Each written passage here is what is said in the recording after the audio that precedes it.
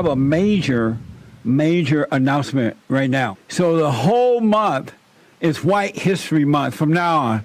Happy White History Month. It's White History Month. I'm gonna celebrate with my friends. It's White History Month. So be sure to tell everyone. There will always be different months to celebrate. This month's gonna be White History. Uniting the races with truth instead of dividing them with lies. We're also rebuilding the family by rebuilding the man. I'm Jesse Lee Peterson. Welcome to the show. Good morning. Hi, y'all. It's Wednesday. One day before the 4th of July. Isn't that amazing? Amazing. It's Happy White History Month. July is White History Month. July just feels white. Isn't that amazing? Summer, appreciation time, relaxation, the 4th of July, barbecuing, just kind of being grateful for a once upon a time great country. And I have to say once upon a time because it doesn't exist anymore. It doesn't exist. They want to even erase all the memories of the great, smart white man who founded the country and created, with the help of God, the greatest country on this side of heaven. But we're going to remember. We are going to remember. The 4th of July is set apart to remember and not to forget. You can get involved by calling 888-7753-773. 888-77-JESSE. Jesse. Jesse. My biblical question, and it's a doozy for this week. Why do you attack back when someone attacks you? Why do you attack back when someone attacks you? Why? We have every way that you can watch and support the show listed on JesseLeePeterson.com/show. JesseLeePeterson.com/show. And to donate and have your comments read out loud, go to buymeacoffee.com/JLP Talk. Buymeacoffee.com/JLP Talk or Bond JLP Cash App. Bond JLP Cash App. And if you're traveling, and a lot of you are, apparently, according to the reports I'm hearing, a lot of people are traveling. I know a bunch of people who are traveling. And you're not able to sit and watch the show wherever you are and wherever you're going, and for whatever reason you're going. You can be listening to the show on your iPhone or iPad by calling the listen line on TalkStream Live, no matter where you are, at 605-615-4131. 605-615-4131. And then you can podcast the show when you get to your destination. They were at Manhood. I was coming up in the 3rd hour today. Every Wednesday is Manhood Hour. They were talking about how expensive gas prices are today. And the Biden administration is like, oh, we're working on it. We're going to take care of it. We're working on it, right? And they said that we're running out of gas. Even the gas that we put on reserve is low. But Biden administration said by the time they're going to take care of it. Do you believe it? What a mess. It's interesting, too, in spite of, just think about this, smoke on this. In spite of gas prices being so expensive, to travel being so expensive, and the airports and everything is a mess because of the country is falling apart. Our traffic control now have people who have no idea what they're doing. And so as a result, things are really bad. And because they hire people based on their skin color, it's affirmative action, by the way, and not because they qualify, so everything is really a mess. Hardly a day go by when you don't hear some near miss or some planes starting to nosedive or parts falling off, something going on, right? Because they have no qualified people. They got rid of all the qualified people and put in affirmative action people, and they don't know what they're doing. But in spite of all, it's knowing that your life is at risk, the prices are through the roof. Knowing that. And because this administration know this, they're not going to really do anything about bringing prices down, lower the gas prices, because they know you are so hungry to feed your ego, you're going anyway. Ain't no way you're going to not go. And especially if others are traveling too, the thrill mean more to you than the sacrifice of not going. You're going to go anyway. You're going to pay the money. You're going to complain. You're going to pay the money. You're going to complain. And then some of you are going to still get in there and vote for this administration again. And you're going to get the thrill from complaining, and then you get the thrill from going and spending your money, no matter what it costs. Isn't that amazing? There's no way that you're going to stay home,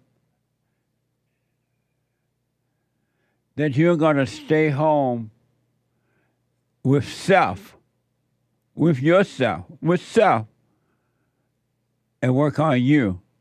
You think there's no, there's no fun in that. I'm going to be out amongst the crowd. I'm going to be at every party, every barbecue. I'm going to be everywhere. The thrill is costly, but it's worth the thrill. So you're going to travel. You're going to waste your money in spite of putting your life at risk, high gas prices, expensive travel tickets and things like that. You're going anyway. And you're going to wait in the long lines. Or you'll be complaining about how bad the lines are, how long it's taking to go through the checkpoint there. But that's just a thrill, another thrill of complaining. You're going anyway. Isn't that amazing? And the big demons know that you're going anyway. They know that you're going to go anyway. Because most people, not all, but most people, men and women, cannot live with self. You can't live with yourself. What? Stay home and be by myself? It sounds like death. And it is death to the ego, to the false you, not you. But you don't want to die from that. Not really. You may say, well, I want to die from my ego. I want to live. And according to Christ, in order to have a life, you got to give up a life. You got to give up the fake life to order to have the real life. And that means you got to work on you. You got to work on you, and you got to work on you. And you're like, that's too much work. That's too painful. To die from the ego, are you kidding? You'd rather go and get that religion that says you got to believe in Jesus. You got to read the Bible and believe.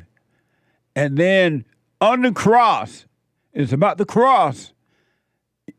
And then whoop and holler and pray. You'd rather believe that and go on your trip than to sacrifice the ego in order to live. What a sad way to live, but I do understand. And you're calling death life. You're calling misery happiness.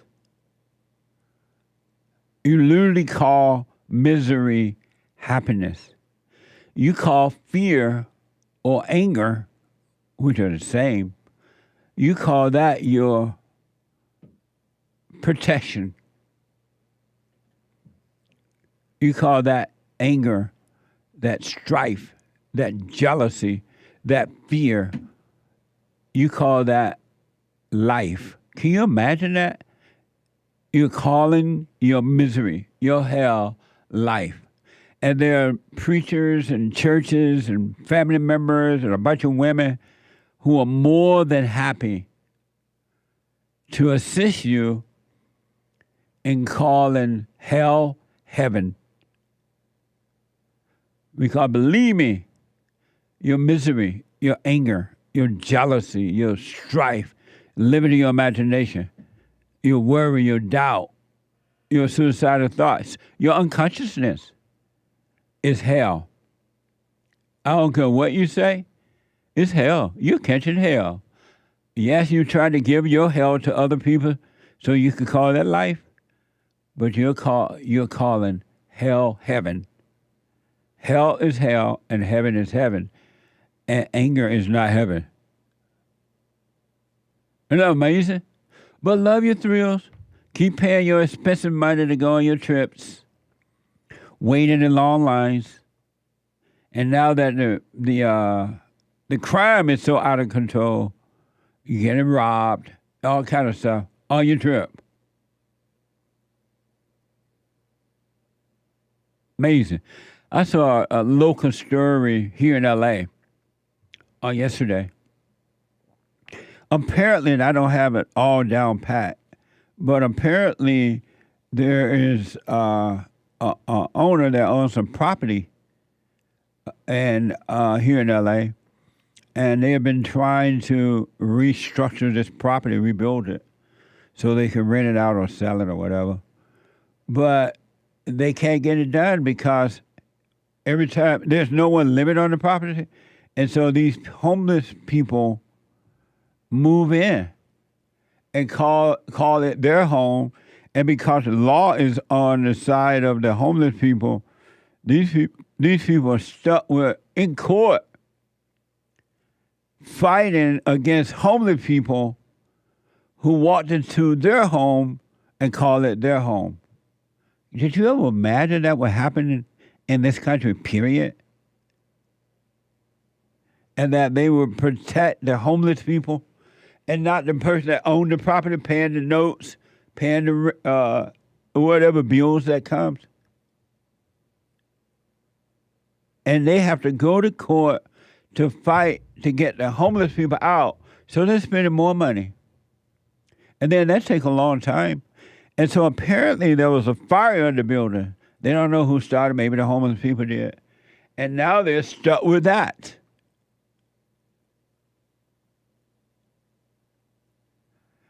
My country is gone.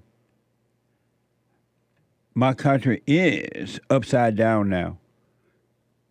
Completely upside down.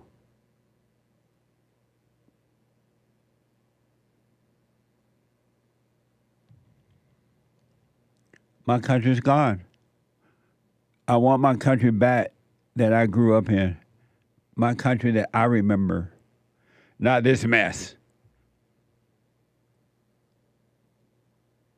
Not this mess. But anyway, so the great white hope. The one thing, I don't know what tomorrow's going to bring. I've talked to you about enduring all the way to the end. You got to endure, endure, endure. And when you're tired of enduring, endure some more. All the way to the end. And I realize most people are not going to go to the end. They're going to complain, oh, it's too hard. It's too long, taking too long. It's too painful. When will it all end? Those people are going to fall by the wayside. And then there are some people going to keep on going.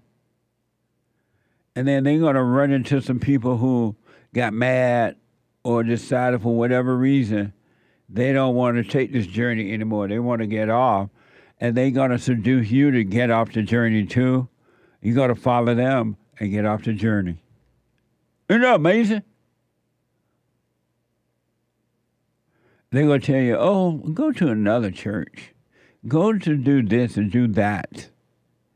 And you're going to say, you're way down the road, but you're not there, right? And you're going to follow them, follow the crowd. But then, there are those men and women, a handful, just a handful, who have decided in their own hearts that 99.5 won't do. They're going to do 100. They're going all the way, no matter what. No matter how the gates of hell open up to come after them. No matter who try to hurt them, stop them, what army is built against them. Because there's no greater army than the army that's inside of your heart once you overcome anger. And no army can defeat that. And they have decided they're going all the way. They don't know what that means, how far all the way is, or how long it takes. But they know that there's something better than the hell that they're living in.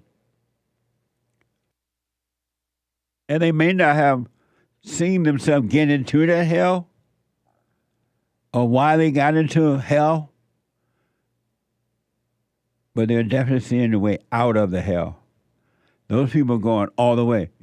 You got to make up your mind that you're going to go all the way with this if you want life. If you want life. And if you want life, the first you must die. You're not your thoughts. You're not your feelings. You're not your emotions. You're not the anger. You're not the doubt. You're not the needy one. You're not the crybaby. You're not the loser. You're none of those things. You're neither rich nor poor. None of those things. But they all must die. All of those ideas must die. And there's this man. I don't know. I have not interviewed him. Would love to. I don't know, but I'm watching him. The Great White Hope, Donald Trump. And I've never seen, in spite of the love for my grandparents and grandfather and other older people, men and women in the good old days, I've never seen anyone who endure in the way that Donald Trump does. If you notice, and I know some of you don't because you don't even pay attention to yourself, but if you notice, he hasn't gotten angry. I haven't seen him angry. Yes, he's speaking up. Yes, he's dealing with the issues. But I haven't seen him get angry in this whole time. From the moment he announced first time around that he was running for president, the battle against him started. I'm sure in his mind with the devil telling him he's not going to make it. And outside of him, inside of other evil people who have done all that they can do to stop him. What they've said things, put things in his way, everything. Taking him to court. Everything.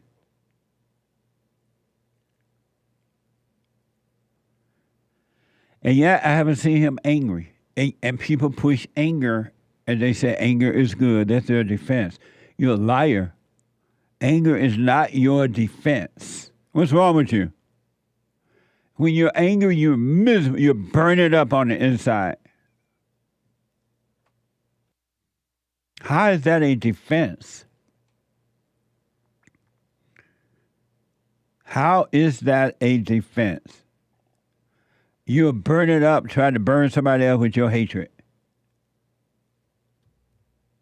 But the great white hope, so far, I don't know what tomorrow going to bring or today. But according to, and some of you thought, oh no, this trial, this is it. He is a felon.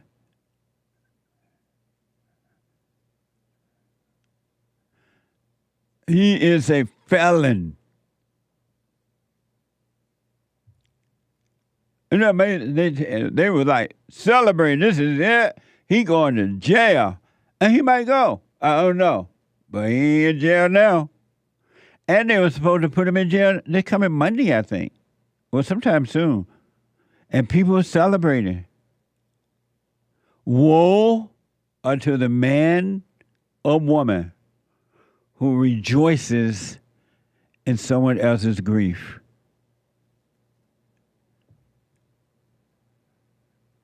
Woe unto the man or the woman who rejoices in someone else's grief.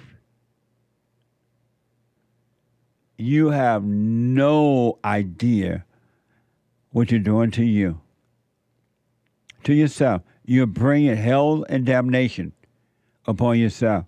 You're miserable.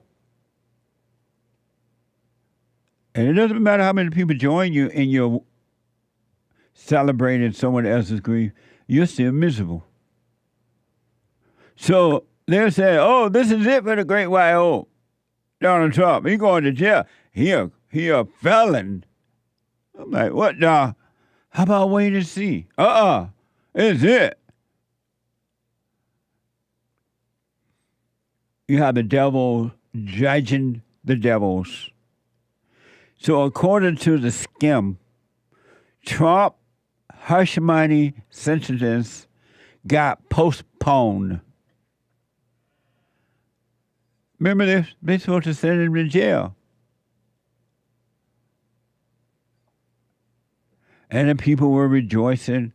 The media rejoicing. People calling my show rejoicing. And guess what happened? The sentences was originally slated for later this month. This is July. Who's going to go to jail? What white man like Trump going to jail in July? White History Month. What the? I don't know what was on those people's mind thinking they're going to put a man like Donald Trump in jail on White History Month. What the? Or during White History Month.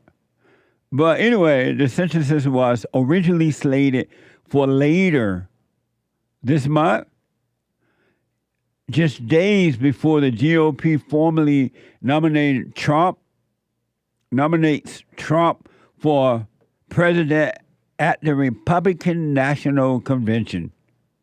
They thought they really going to celebrate. Days before they announced him as representing the Republican Party for president, they thought, wow, we're going to put him in jail. And he can accept it from jail. They did not pause to see, well, you know what? This is Donald Trump. He's white. He's the great white hope. Maybe we should wait until September or something, because they can't do it in August. Either August is Mad History Month. What the? But they thought they were going to put the white man in jail during White History Month. But anyway, with the elections about 4 months away, Trump sentences, if it actually happens, would likely be the only criminal accountability he faces, as his other 3 criminal cases have already been postponed indefinitely. 3 of them. And remember when the haters were, the evil ones were celebrating Trump in court everywhere, Trump going to jail. And they were so glad. Stormy Daniel got his money, or whatever they were saying about her. What a mess. And Trump said, oh, okay, I'll sit here. They said in courthouse that he had to go to the trial in New York was cold. The air conditioner was up. They must have Hake there running the air conditioner. But they said it was really cold in the building. Well, he just endured it. Are you able to endure the death of your ego and the attacks from your enemies? Are you able to endure the attacks from your mother, the attacks from your husband, your wife, your children, your so-called friends, from your own mind? Are you able to endure the attacks? Trump, so far, has been and is a perfect example of enduring. And then when you hear him talk about God, it is so interesting in the way he talks about God, how he sees him and everything. Nothing like the Christians and other people. They have a phony idea about God and Jesus and all that. Trump seems to see the real deal. Isn't that amazing? All of your ideas and your little reading and your scriptures and your everything about Jesus and about God are just ideas only. They don't work. They're just empty ideas. And you're still miserable. You're still jealous. You're still envious. You're still lonely. You're still suicidal. You still have looking for love. You're still marrying the wrong person, man or woman, wrong person. You're still looking for the three letters that hate to say S-E, you know what I'm talking about. Oh, you have a fine job. You make buku money. And yet you're still miserable. You can't endure anything. Your money run out, you trip out. Your woman leave, you're lonely and lost and crying. Your man leave, you're lonely and lost and crying. All in the name of Jesus. And yet you won't question. You won't get on that straight and narrow path. What manner of man is this? Donald Trump.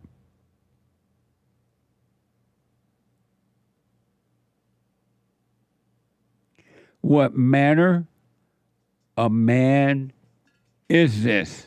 Donald Trump. The wind and sea obey him. This man had 3 other cases going. And they've already been postponed. Everybody said, oh my God, he's going to jail. Everybody else going to jail, but not Trump.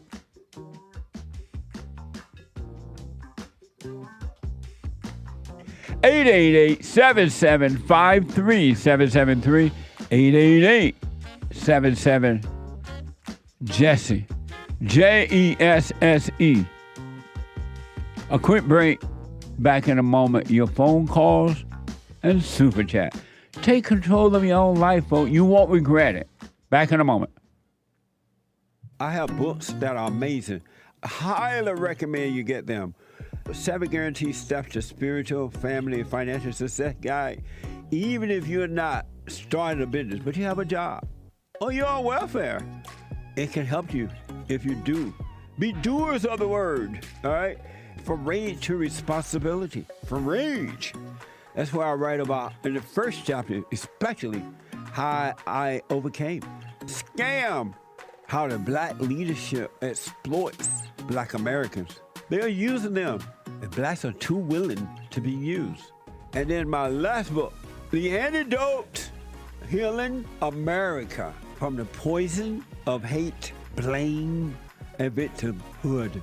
They are all amazing books, and they are helpful.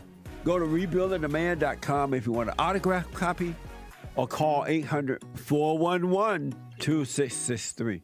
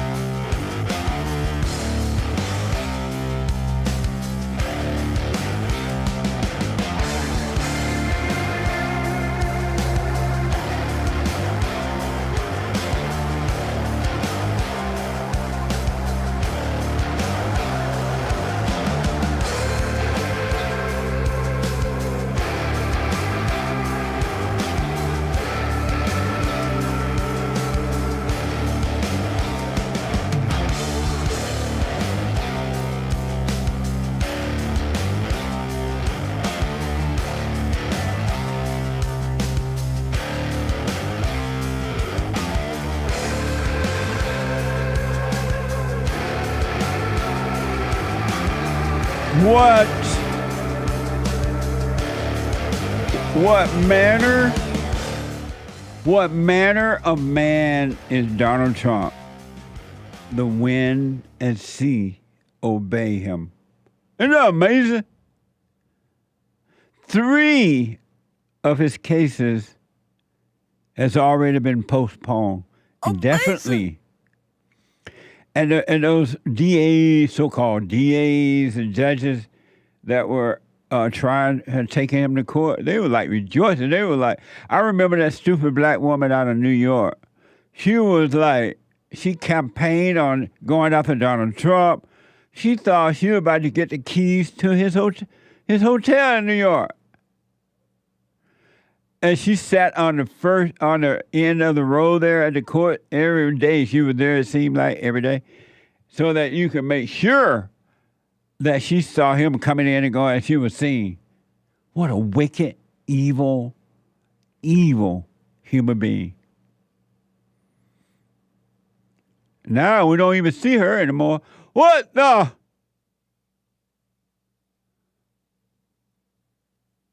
Anyway, announcements.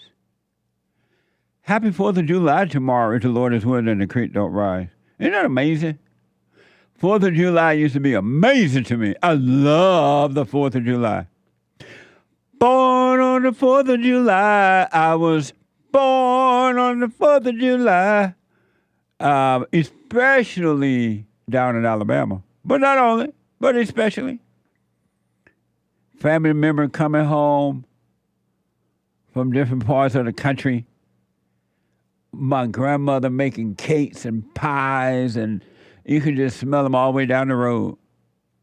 Sweet potato pies, nice, beautiful cakes, and all kind of food, and and then on the 4th of July, we all meet up at the church, and on the back of the church, there's a lot of land around the church, right? And that's where we would celebrate the 4th of July. People playing the drums, and a whole bunch of people came from around the neighborhood and up and down the road and different parts of the city. And we would like dance to the drums and eat and meet people and appreciate America. It was like amazing. That's gone now. Fireworks. Yeah, we have fireworks. And back then, we weren't worried about the government talking about, oh, y'all going to burn down something. What the? Telling you grown people how to use fireworks.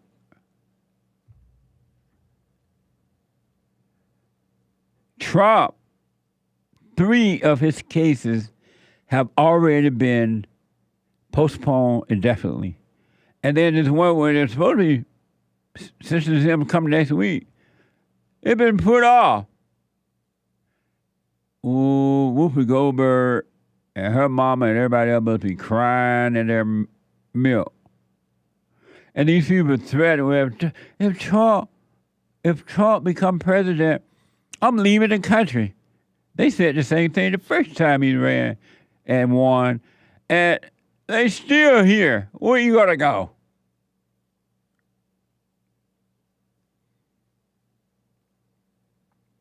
But anyway, I didn't do the announcement.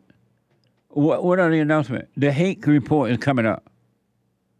TheHakeReport.com from 9 to 11 a.m. Pacific time. And then after the Hake Report, Joel Friday, TV, he black. He black. I don't know if y'all noticed, but when he come in today at 11 a.m., notice this about him. And I think he told me that this is the first time in his whole life he has done this. He got a short haircut. He cut out all his little curls.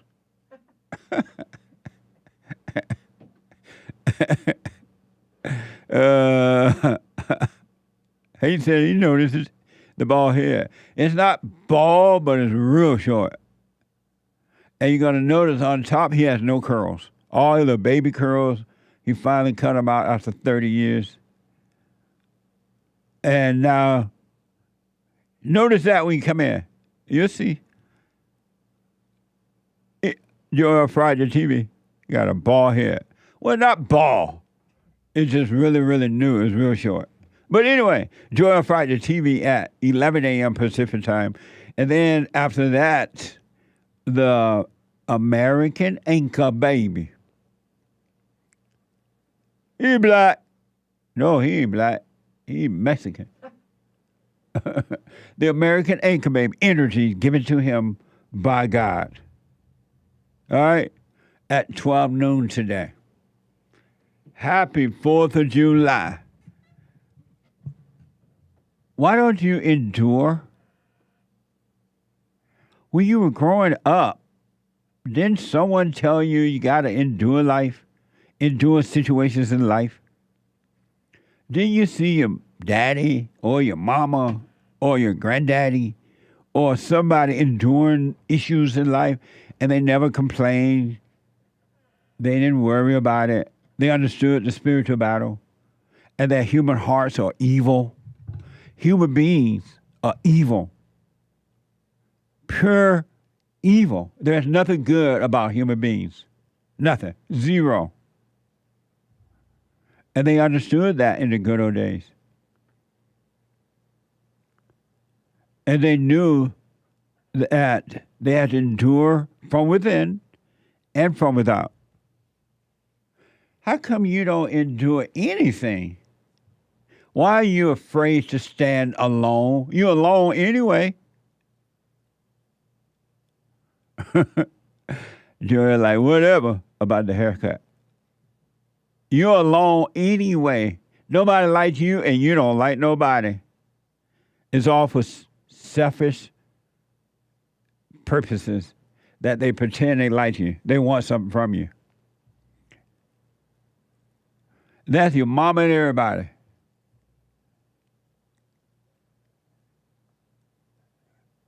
If you want a life, you got to get rid of a life. You got to get rid of the ego life.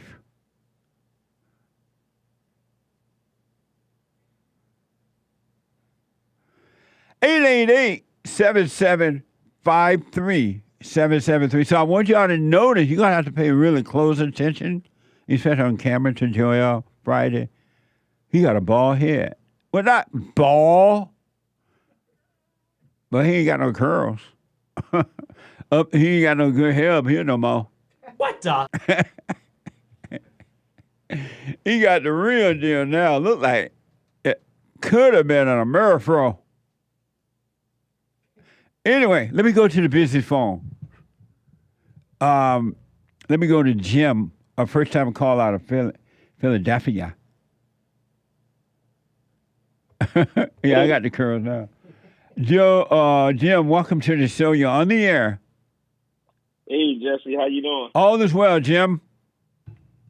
That's nice to hear. Yeah. Hey, I had a question. When you came up with the message about forgiveness, did you know or did you have an idea that you were telling people to repent with their forgiven? No, I did not. I didn't. At the time, I wasn't thinking of repentance that I can remember. Mm-hmm. But I did know because it was shown to me that the evil was in the heart because I realized that I had this anger toward my mother. She tried to turn me from my father. And that one was holding me back in life. My heart was angry, and anger is of the devil. Uh-huh. Yeah, and if you, I know it's not Bible Thumper Thursday, and I'm not really a Bible thumper. This is like Matthew, like my favorite chapter because it spoke on forgiveness. Yeah. And I'm not like familiar where it exactly was in that book, but it was like a parable about a peasant and a king. So the peasant had, say the peasant had owed the king $500, and the king had forgave him, and then he let the peasant go without putting him in jail. And then some of the king's knights seen a peasant beating up another peasant because that peasant owed him $100. The king brought him back and was like, yeah, how could you beat him up for less of a debt, that you owed to me? You see how I forgave you, why can't you forgive him? Yeah. And Jesus basically was like, that's how God forgive us for our sins. Like, if we can't forgive other people for these small transgressions against us, how can he forgive us for the sins that we commit towards him? So, I read that like a little while ago, and I was like, dang, man, sometimes you just tap into stuff. Like, when you say seek the kingdom with it, Yes. you didn't even, like you said, you didn't even have that idea that you were telling people to repent, but that's exactly what you were doing. Absolutely. Yeah. I was counseling with a young lady yesterday in my office, and she told me, I forgot what word she mentioned that was in the Bible, I believe, and it meant, hopefully she's listening and she can call in and tell me again what that is, but it meant forgiveness or anger or evil. And I'm like, it's amazing how in the Bible, salvation is about forgiveness. It's about before you can enter into the kingdom, you must go and forgive. And yet it's so not talked about, it's so misunderstood that the people are looking in all the wrong places for salvation or repentance, and they never find it because they're not looking at the one place where they can find it, and that's in the heart. It's of the heart. Yeah.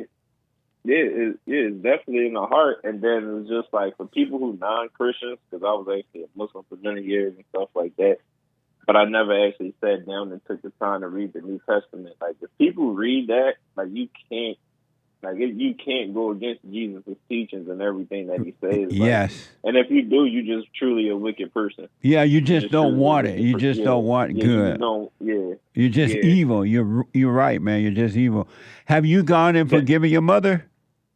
Yes, I did. She didn't receive it well at first, and then to this day, she'll sit, because I'm like, she got 3 kids, and I'm like the only one who sat down and did that.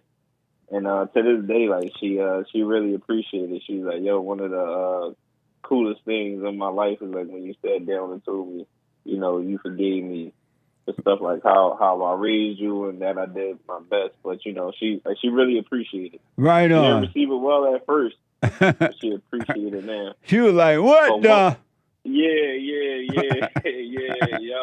One more thing, you was having a conversation with a guy yesterday. He had said, I think so, therefore I am. He was saying that.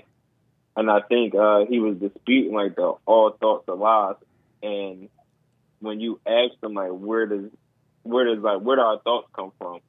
None of our thoughts are, true thoughts. Because they're not based in reality. They either coming from your ego, your insecurity, or, you know what I'm saying? Those are, the 2 places or assumptions. And none of those things are based in fact. So in that sense, yes, all thoughts are lies because they're not truly, they're not truly things that can be proven true. Unless it's a thought all thoughts are lies because they come from the ego, insecurities, or your pride. Yeah, absolutely. Yeah. Amazing, Jim. Wow. No Stay with it. Stay with it. Stay with it, man. You haven't seen anything yet. It's amazing. Yep. Thank you, sir. Thank you for taking the call. Have a good day. And thank you for calling. Amazing call. Beautiful first call for the day. Thank you, man. No problem. All right. Amazing. See, a few, 1 or 2 are waking up. Waking up. Most are not.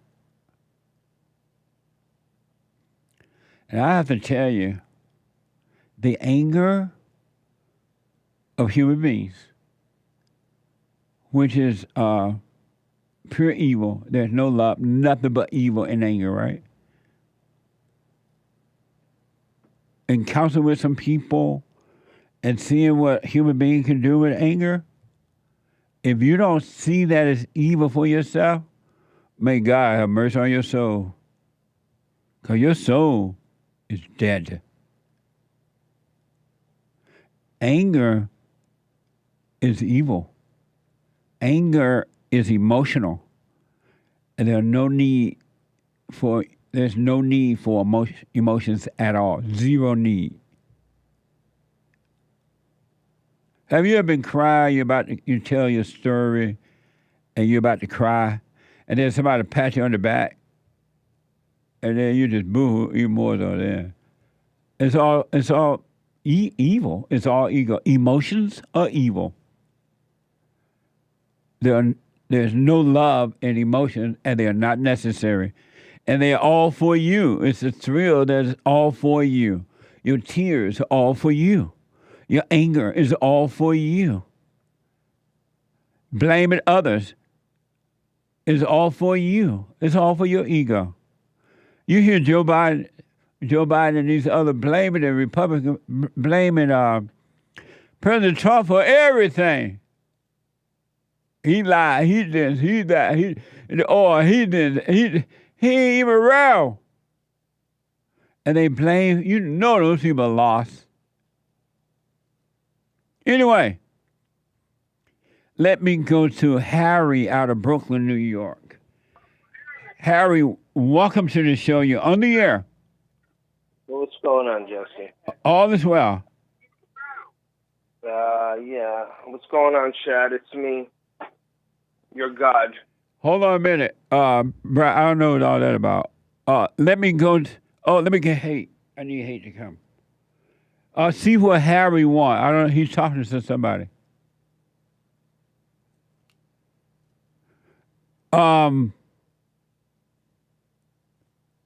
Let me go to. Is it DEWAYNE? DEWAYNE out of Mississippi. M-I, cricket letter, I, cricket letter, I, hop back, I. That's how you spell Mississippi. DEWAYNE, welcome to the show. You're on the air.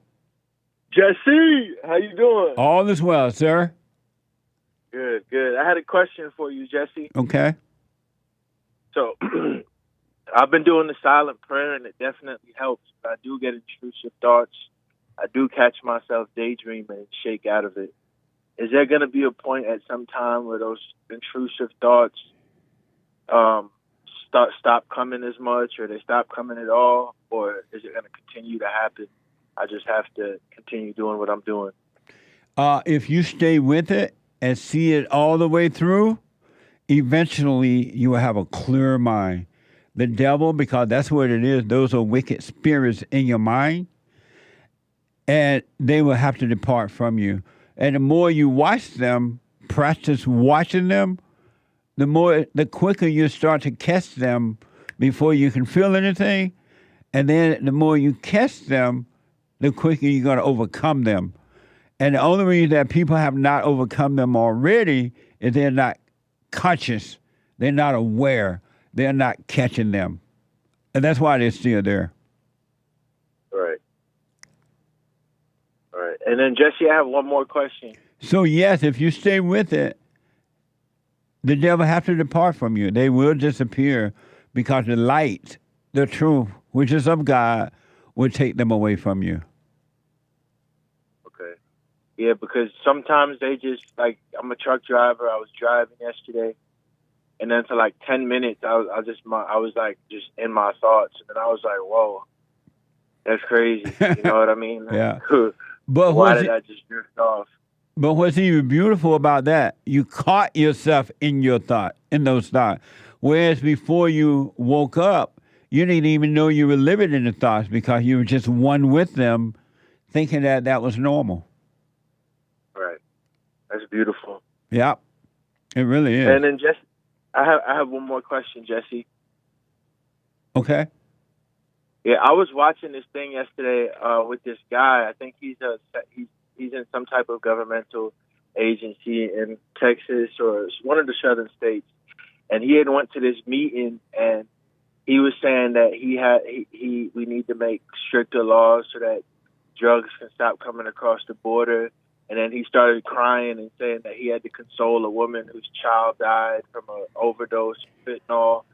And so I started doing some research, and I don't know if you've done it or if anybody around you has done it, but I found out that over 400,000 people a year die from tobacco. And my question to you is, because I know this is more of like a conservative talk, and I kind of align more with conservatives than anything, but I was wondering, how come I never hear anybody talk about all of the people that die from tobacco? But because 400,000 people in the United States and over 8 million around the year, and not the year, 8 million people around the world a year. And I was wondering, how come people never talk about that? They talk about the drugs that we know, like weed and cocaine and heroin. Well, and at one time when they were trying desperately to get rid of the tobacco companies, people that create cigarettes and things like that, tobacco, they were talking about that. That's all they talked about with that until they finally, I guess they broke the, or whatever they did to the cigarette company. They did that, and once they destroyed those people, they went on to the drug because they don't make as much money in going after the tobacco companies now as they do pretending that they're going after the drug company. Because in all reality, they're not really going after the drug companies either. If you know that you have more drugs and different kinds now in this country than any other time in history. It's just another way for them to pretend while in the background making buku money. Yeah, because I talked to a lot of guys who are really conservative, and like I was at I don't want to hold up other people's calls, so I'll make this quick. I was in a liquor store, and I saw there's a police officer working there as security, and I liked his holster, so me and him got in conversation. And he was like, "Oh, they're trying to make weed legal now." And I'm like, "Bro, you work in a liquor store. You know how many people die a year from liquor? Or like how many freaky parents touch on their kids when they're drunk and beat their kids when they're drunk?" And he tried to switch the conversation. So I just wanted to know, why do you think that a lot of conservative, and I'm not saying this because I'm a liberal, I don't align with either side. I just look at reality, and I'm thinking to myself, you guys don't have an issue with tobacco or liquor, and that stuff. I mean, you counsel people, so they really don't care. They really don't care about you with the tobacco or the weed or anything. It's all about themselves. Republicans and Democrats about themselves. I got to take a quick break, though. Call me again, buddy. All right, have a blessed day. You too. Back in a moment. Hake News, not the fake news. Back in a moment. Was taken away from me 29 years ago. I forgave my mother who tried to turn me away from my father, and I returned to my father, and through him, my father on earth, and through him I was able to return to God. No man or woman can return to God unless you go through the Son. And men are sons of God. There may be weak, pathetic examples of it, but it's the spiritual order of life. God in Christ, Christ in man, man over woman, and woman over children. So get from race to responsibility. I write about that. Go to my website, rebuildingtheman.com, for an autographed copy, or call 800-411-BOND. And donate to my nonprofit, Bond, the Brotherhood Organization of a New Destiny. We are rebuilding the family by rebuilding the man.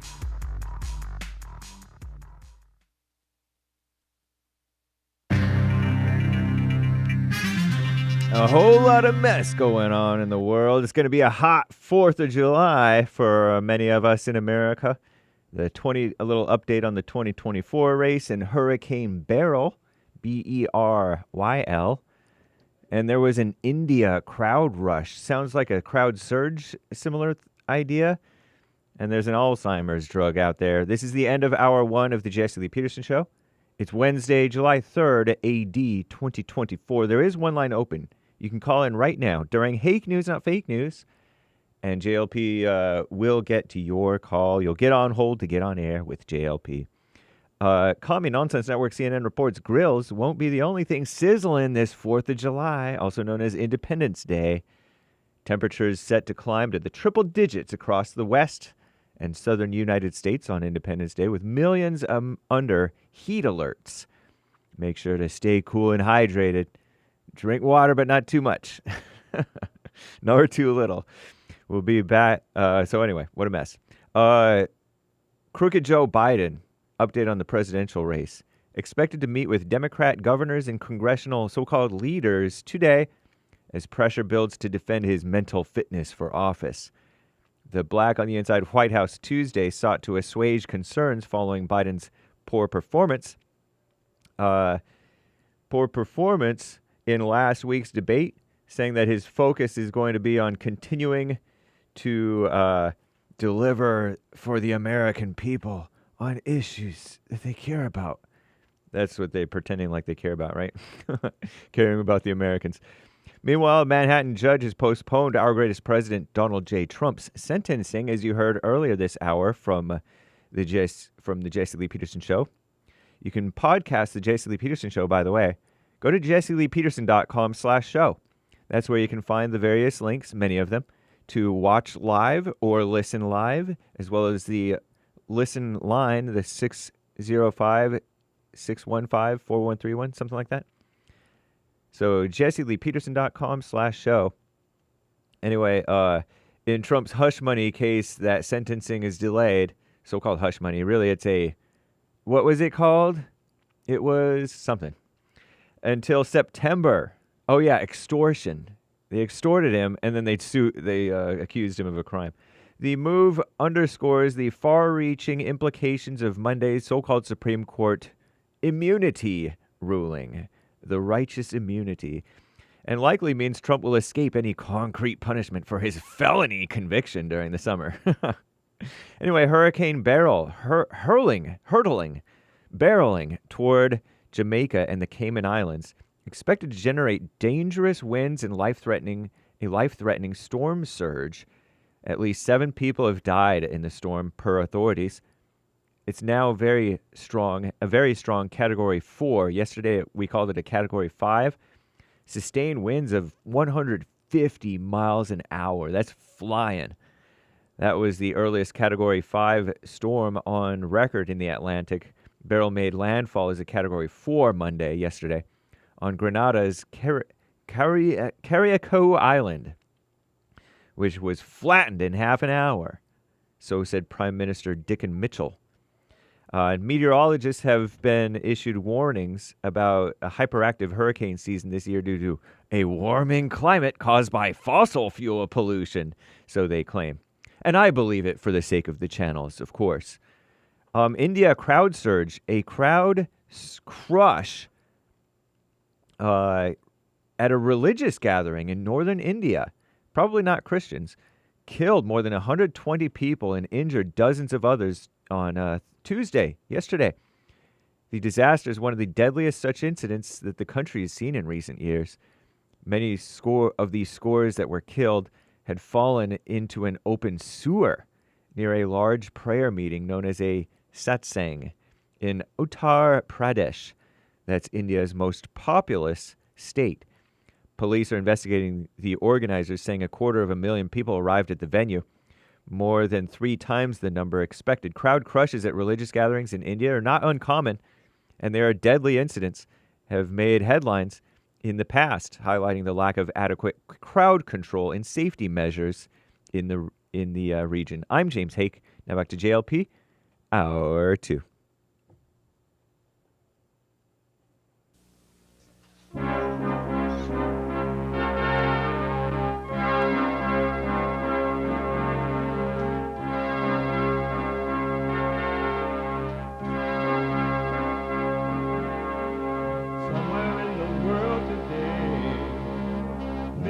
To stand up strong, face the truth about themselves, to understand what went wrong. I know we can find a way.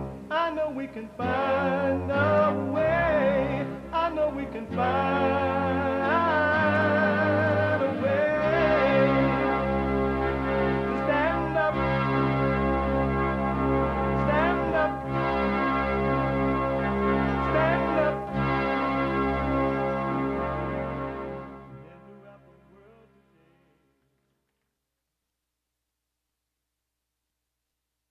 uniting the races with truth instead of dividing them with lies. We're also rebuilding the family by rebuilding the man. I'm Jesse Lee Peterson. Welcome to the second hour of the show already. Happy White History Month. July is White History Month. 7 years of celebrating white history. Isn't that amazing? Yes, Jesse, that is amazing. You can get involved by calling 888-7753. Excuse me, 773. 888-7753-773. Is that right? Yeah, that's right. My biblical question. Why do you attack back when someone attacks you? Why do you attack back when someone attacks you? Have you ever ask yourself that? Why do I always attack back when someone attacks me? Why do you do that? I really want to know. Why? Why? You can listen to the show on your iPhone or iPad by calling the listen line on TalkStream Live at 605-615-4131.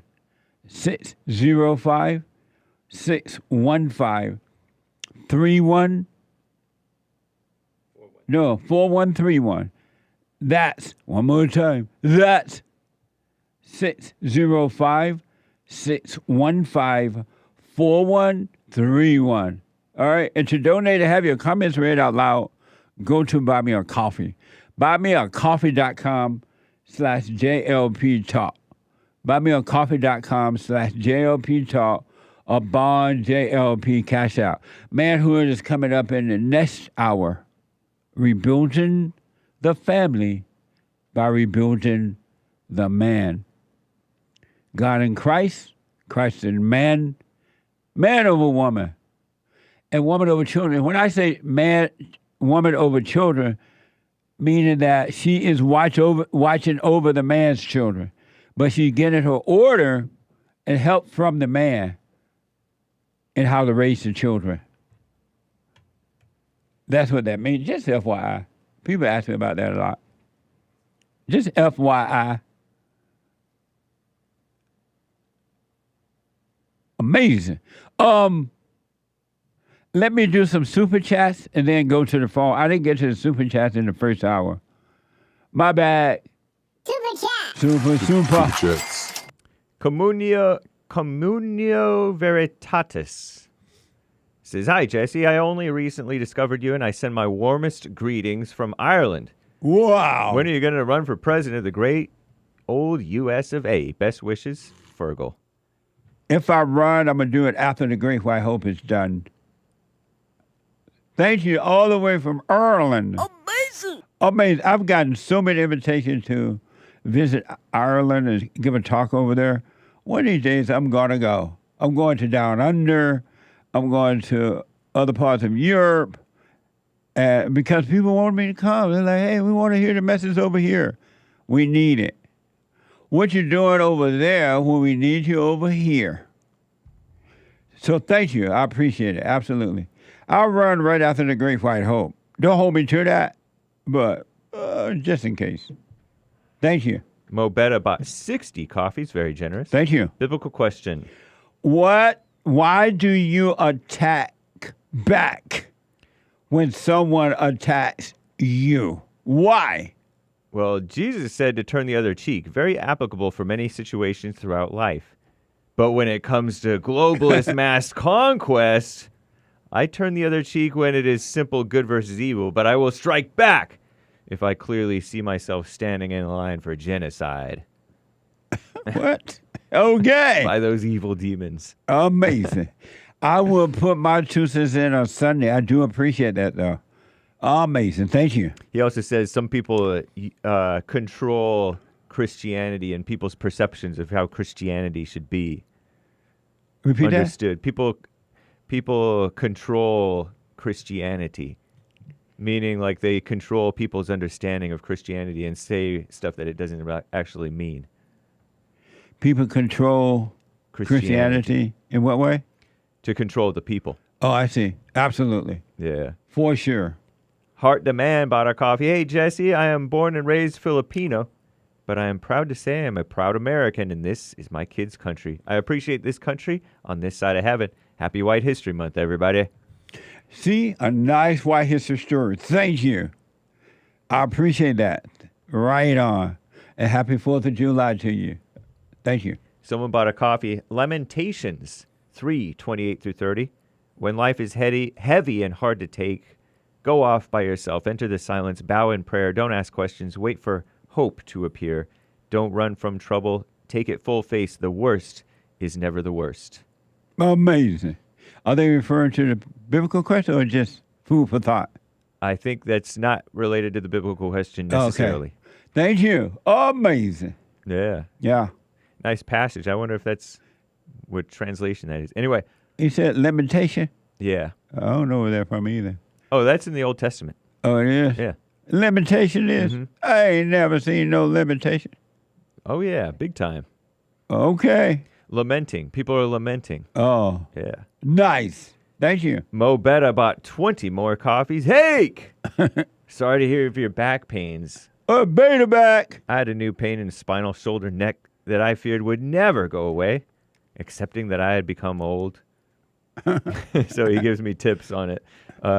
It's not completely pithy, but thank you, Mo Betta. And anyway, Thank you. thank you, sir.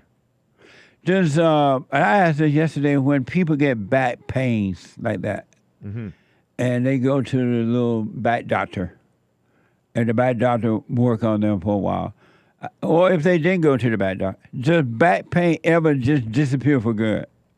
I think so. Because I don't know anyone, everyone I know who has had back pain or have it, they have not gotten rid of it. That's Not because- just you, but a whole bunch of other people. That's why it's called a beta back. 'Cause most people stay beta. Very rarely will you find somebody who turns alpha. I thought it was because back pain, the back could not be healed. No, that's nonsense. Why? Because so much can be healed, including the back. Well, why I never Most of the see time. anyone with a healed back? Just because you never see it doesn't mean it doesn't happen, or can't happen. Montel said that his back pain went away with exercise. Yeah, see, a lot of people say that they. Yeah, I see that said- in the chat too. They lift weights and stuff. He said the doc made it worse. Yep. The doctor made it worse. They tell you to rest, which is not the right thing.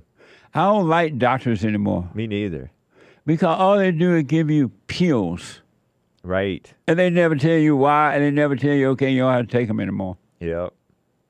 What happened to the real doctors? Remember those good old doctors, they would go to your house to see you, work on you, and they didn't even give you any pills for the most part. And if they did, in a week or two, they'll have you, hey, stop the pills. Right. I want my country back. But thank you. I appreciate it. Yeah. You believe one day your back pain will be gone?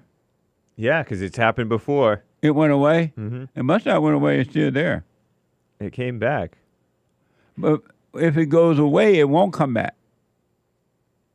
That's nonsense. You can always re-injure yourself or whatever. Anyway, Oh. Gregatron Wait a bought minute. 2 coffees. Moving on. Okay. Jesse, I have a new name for Donald Trump. I think we should call him the Great White King. How do you like the liberal media turning on Sleepy Joe? Well, they're not turning on him. They're turning on him not because they disagree with him or anything. They just know that they believe fully that he's gonna lose against the Great White Hope. And so they're gonna find somebody else, I guess. I don't know. And they're just gonna continue the same thing with that person. Let's say they found they get Gavin Newsom. They're going to pretend Newsom is a good guy. And California ain't that bad. And they're just going to do the same thing. Nothing has changed with them at all. Nothing has changed. So, FYI. But thank you. Also on buymeacoffee.com. Hate sensitive bat. Oh, Hate is sensitive about his bat, JLP. Don't laugh. No, he says LOL. He is laughing. Oh, he's like, oh, got you sensitive about your bat? Right. Is it hurting right now? Nope. Why are you acting like it? I guess you could call it a slight pain. Oh. Anyway. Oh, so but we wouldn't call it hurting. Right. Just slight pain. Yeah, because I'm tough. Greg Trump bought a coffee. Why are you laughing? Hey, Jesse. Why are you laughing about that? We don't need to talk about this anymore. Joe said, ha ha ha, sorry, Hate. Amazing. But go ahead. Gregatron says, it's nice to hear Greg Henderson again on your show. For White History Month, I want to celebrate him. Red brick buildings on the side of town provided jobs for the people all around. Who? The country and western guy. Red brick buildings on the side of town. Oh, yeah. Amazing song. Yep. Nice. Thank you. Also, is Steve King brothers with Bill Lockwood? I know, huh? They sound alike. They look alike. They're as smart alike. They have a whole bunch of books behind them alike. I don't know. Maybe a different brother from a different mother. I don't know, though. I don't know, but I've been told. Thank you. Appreciate it. R.H. Hernandez, the fourth, 10 coffees. Jesse, I just finished the book War and Peace, written in the 1800s. At the end, the author explains how free will is an illusion. I was like, what the? Christianity's a theme throughout the whole novel, but just thought that was really cool. Happy White History Month. Thank you. Happy White History Month. And you don't have a free will, that's for sure. What a mess, huh? Thank you. Happy White History Month to you, and thanks for your support. 2 coffees from Andrew. 4 years ago today, July 3rd, 2020, President Trump gave a speech at Mount Rushmore. In this speech, he speaks about ending an evil institution that has plagued humanity for thousands and thousands of years. Hey, Jesse, what evil institution do you think he was referring to? America? Probably not America. America hasn't been around for thousands and thousands of years. I have no idea. Because I don't remember the speech at all either. I remember the speech. Like I remember him doing one there, though. Saying that he would make new monuments. A Right. whole big monument garden. Yeah. With American But heroes. I don't remember what he said, to be honest. Do you remember the institution? I don't remember the thousands and thousands of years evil institution that's plagued humanity. Paraphrasing thing. But maybe though. it's the government. Maybe it's governments have often been evil. I don't want to assume, so I don't know. Because I didn't hear what he said. Thank you, though. I appreciate it. Popcorn Stump Keg bought a coffee. Jesse, in talking about the people who were happy to think that Trump would go to jail, Yeah. you said, whoa, unto the man. He spells it wrong. W-O-A-H. It's not like, whoa, Nelly. It's W-O-E. But anyway, woe unto the man or woman who takes joy in the downfall of others. Does that apply to the people at Trump rallies gleefully smiling and chanting, lock her up? Yeah, it applies to anyone, really, who does not wish their fellow man, meaning men and women, well. It doesn't matter if they're at a Trump rally and they chanting for Hillary to go to jail, right? If they're doing it with an evil heart, they're doing it to themselves. Really. It doesn't matter who they are. Indeed. Thank you, though. I appreciate it. Yeah, it depends on the spirit of how they're doing it. Right. It's me, Xenia says, bring up the biblical question for a great conversation topic at the 4th of July barbecues. Laughing face emoji. That's a good idea. I want you all to do that and let me know how it goes when you come back. Bring up the biblical question. Why do you attack back when someone attacks you?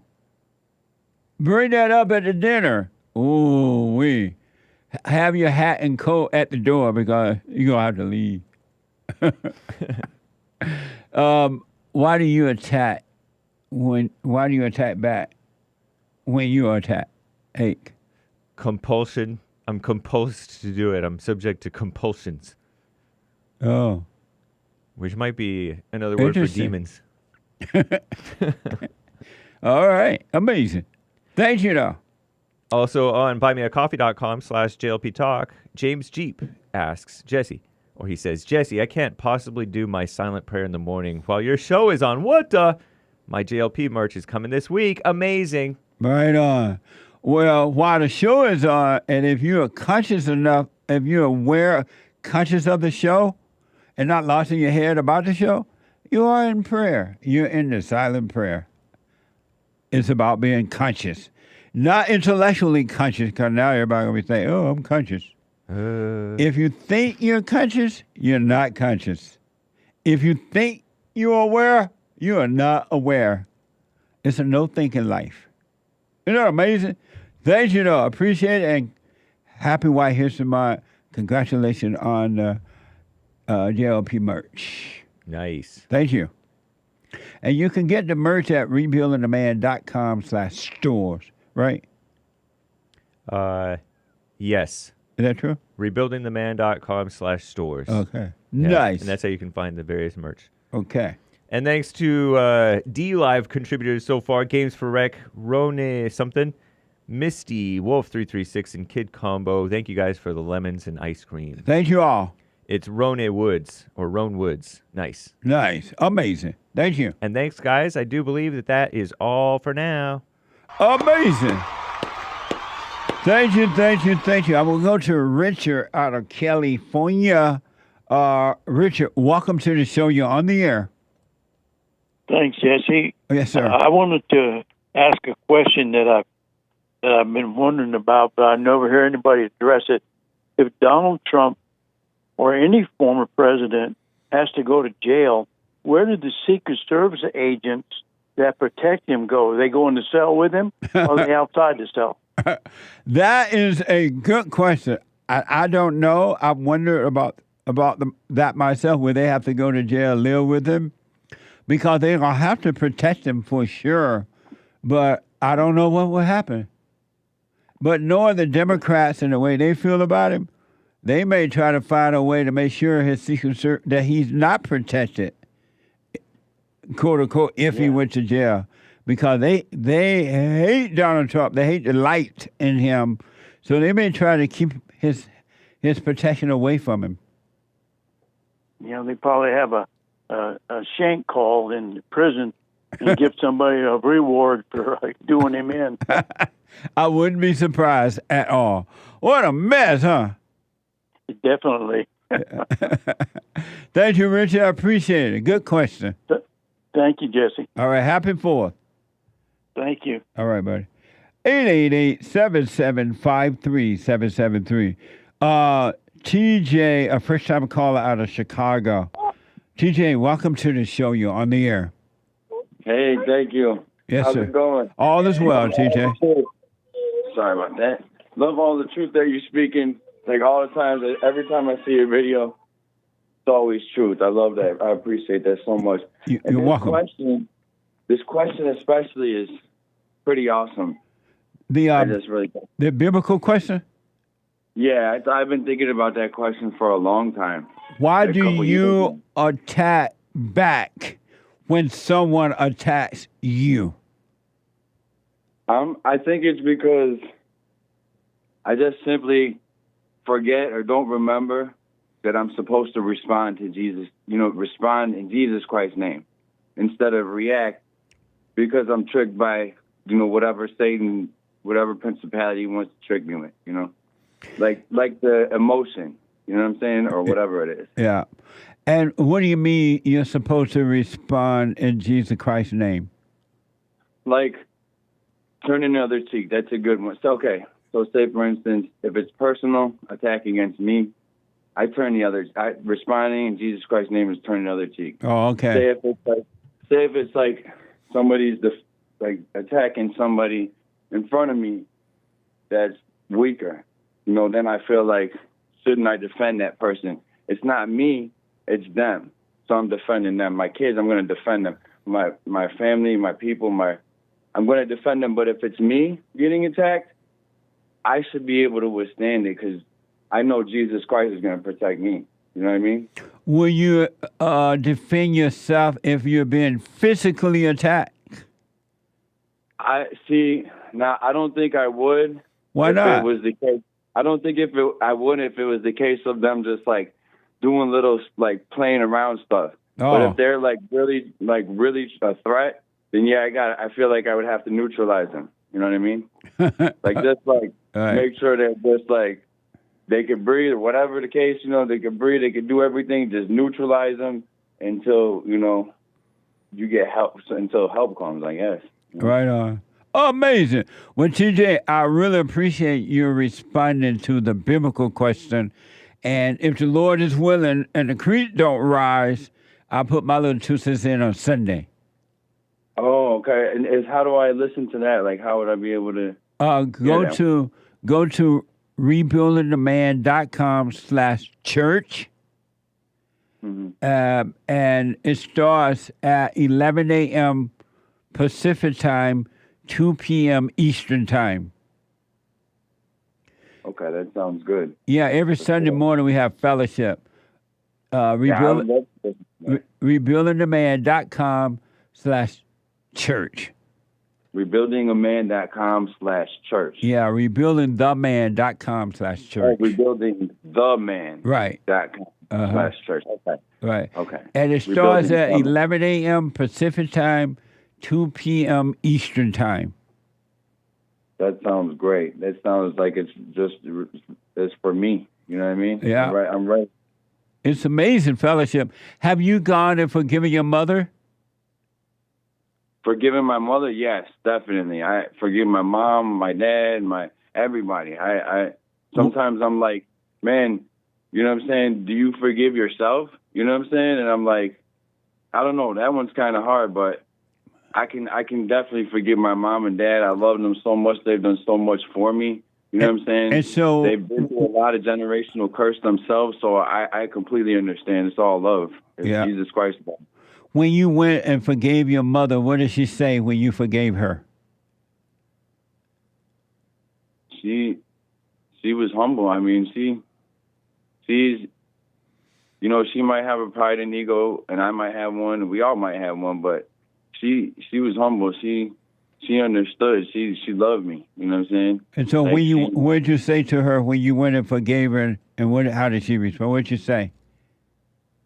I said, Mom, I know that you've been amazing to me. I mean, everything you've given me, everything that I needed. You know what I mean? You've taught me everything that I need to know, and you've shown me a lot of things. You know what I mean?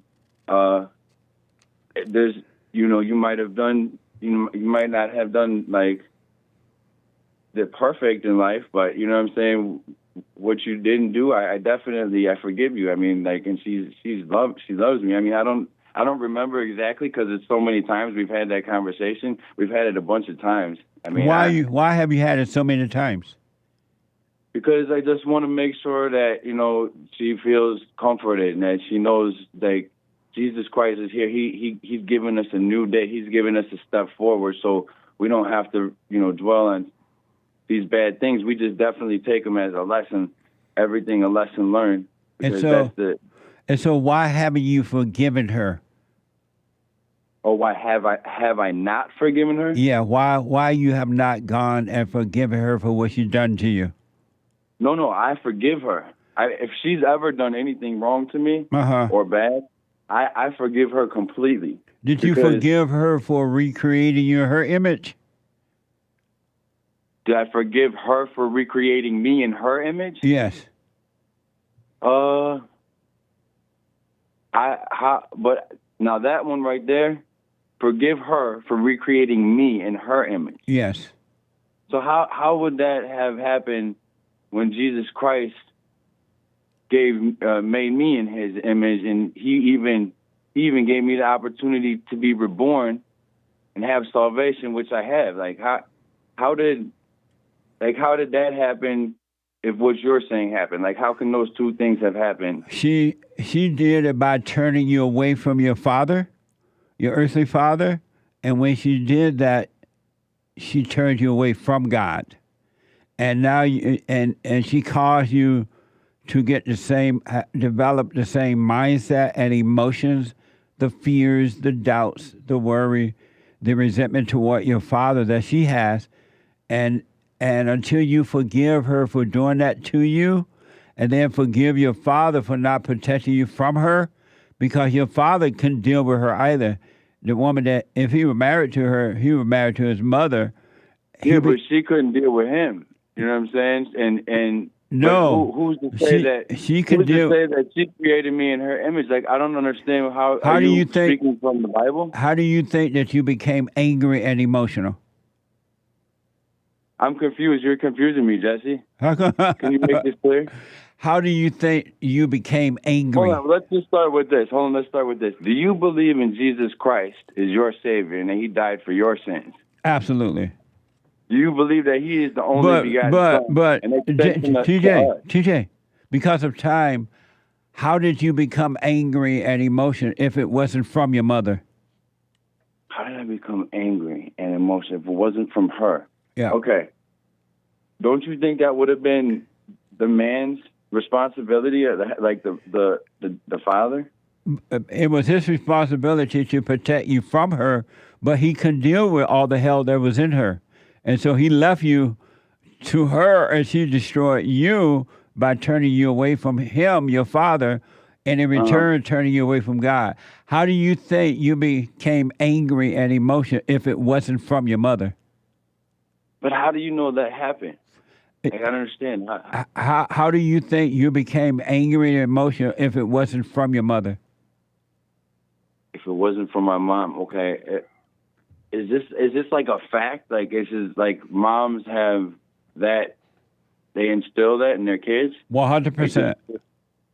So wait, you're telling me moms are like this to their children? This is the truth? Yep. Mothers. Like all mothers? All mothers. That's why God said all must be born again, because all who are born of the mother are born into evil.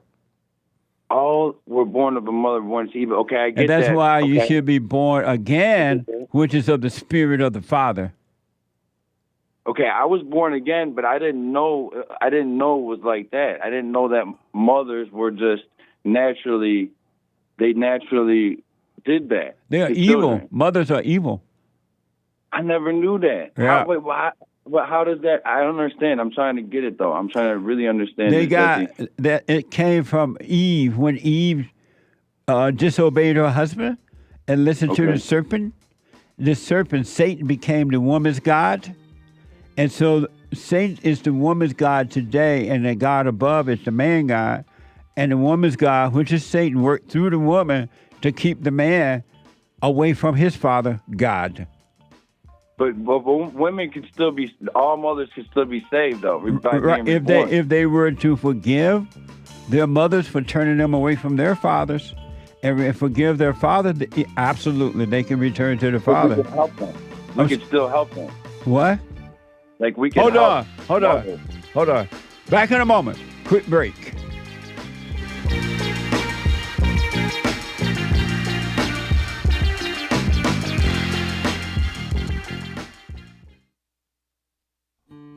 We have a counseling service, and I have to admit, thanks to God, it is the best counseling service on this side of heaven. I counsel with men and women, families, individuals around the world. Most people are unhappy, they're miserable, they have rough lives, they're depressed, suicidal, young and old, of all races. I understand, I know why, and I do understand it. Because exactly what's happening in me is happening with everybody outside of me, inside of them. And I've noticed that with those who really, really, really want to understand, they overcome it just like that, out of one counseling session. If you need counseling, you can go to rebuildingaman.com or call 800-411-2663. 800-411-BOND. Best counseling service on this side of heaven.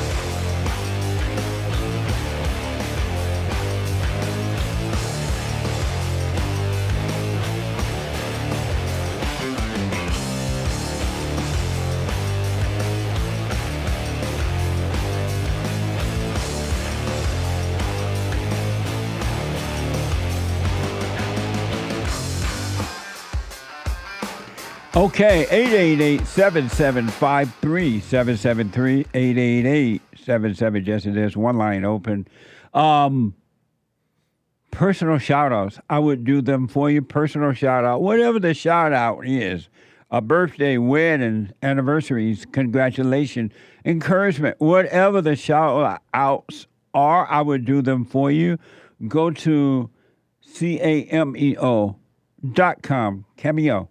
cameo.com/Jesse Lee Peterson. cameo.com/Jesse Lee Peterson. And no men's forum tomorrow night, guys. Normally we have our meetings every first Thursday night of the month for men, but not this month because it's White History Month and it's the 4th of July. So no meeting tomorrow night, all right? We'll pick up next month if the Lord is willing and the creek don't rise. But we are having fellowship on Sunday. All are invited.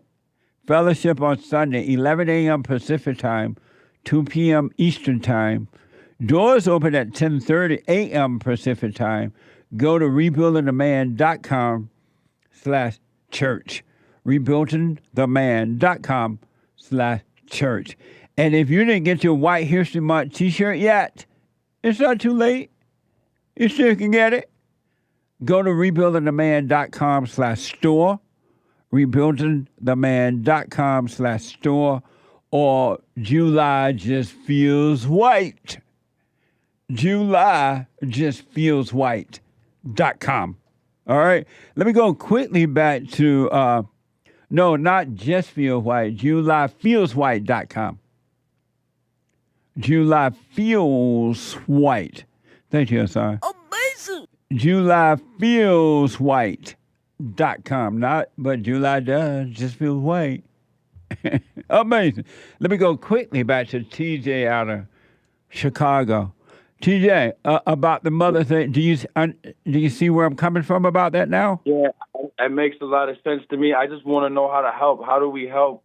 Like, how do I help the situation? Like, I know that's the case, and I know it's the truth because it's coming from the Bible. You know what I'm saying? But sorry, a little fly through one. But yeah, how do we help mothers? Like, how are they supposed to be born again? And I mean, of course, they're supposed to be born again in Jesus' name, Jesus Christ's name. But like, what is the process? To helping your mother? Yeah, like helping all mothers. To help like my girl, she's a mother. To help my mother. Does she have your girlfriend has children for you? Yeah. She's destroying them already. Well, okay. Well, we need to get it right. we need to get it right over here. So how are we gonna, So number one, you cannot help your mother. Period. No one can help anyone. Only God does that with those who want help. He's not going to help you unless you want help. And most people don't want the truth, so they don't want the help. And so you can't help your mother at all. But for you to be free and return to the Father, you got to go and forgive your mother for imposing her will on you and recreating her image and turning you away from your earthly father by playing victim. Your mother was not easy to deal with your father, and she played victim and made you identify with her by playing victim when you were really held to pay. So Jesus Christ, he's the way, he's the truth. My mom, she loves Jesus Christ. Your mother don't love Jesus at all. Well, and you want me to tell you why? Want me to tell you why I know? Made to me. Maybe I tell you why I know she don't love Jesus. Why? Why? Because she didn't apologize to you for turning you away from your father and playing victim and making you identify with her. She did not tell you about that because she. What? Oh man, it's kind of funny. I don't know why I'm laughing. But you're not going to. Right now, you know about Jesus, but you don't know Jesus. And knowing about Jesus is not knowing Jesus. You just know about it. It's like knowing about. And the only way you're going to enter into the only way.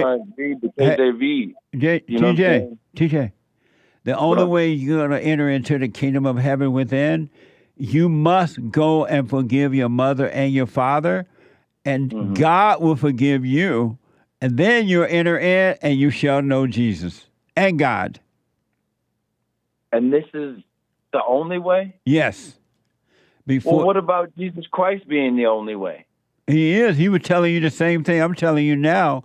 Salvation is of the heart, and you must be born of the heart. And until you forgive your parents first, you have not been born of the heart. You still have anger. But I do forgive my parents. You didn't tell them? What did I forget? Yeah, I told them. You didn't tell your mother you were sorry for being angry at her for imposing her will on you and turning you away from your father by playing.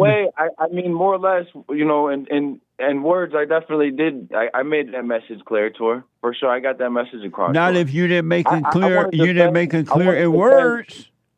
The fact that Jesus Christ gave me salvation, that's what I want to defend, because I can't let anybody tell me I'm not a Christian. That's the one thing that I'll never, ever. What do you mean by Jesus Christ gave you salvation?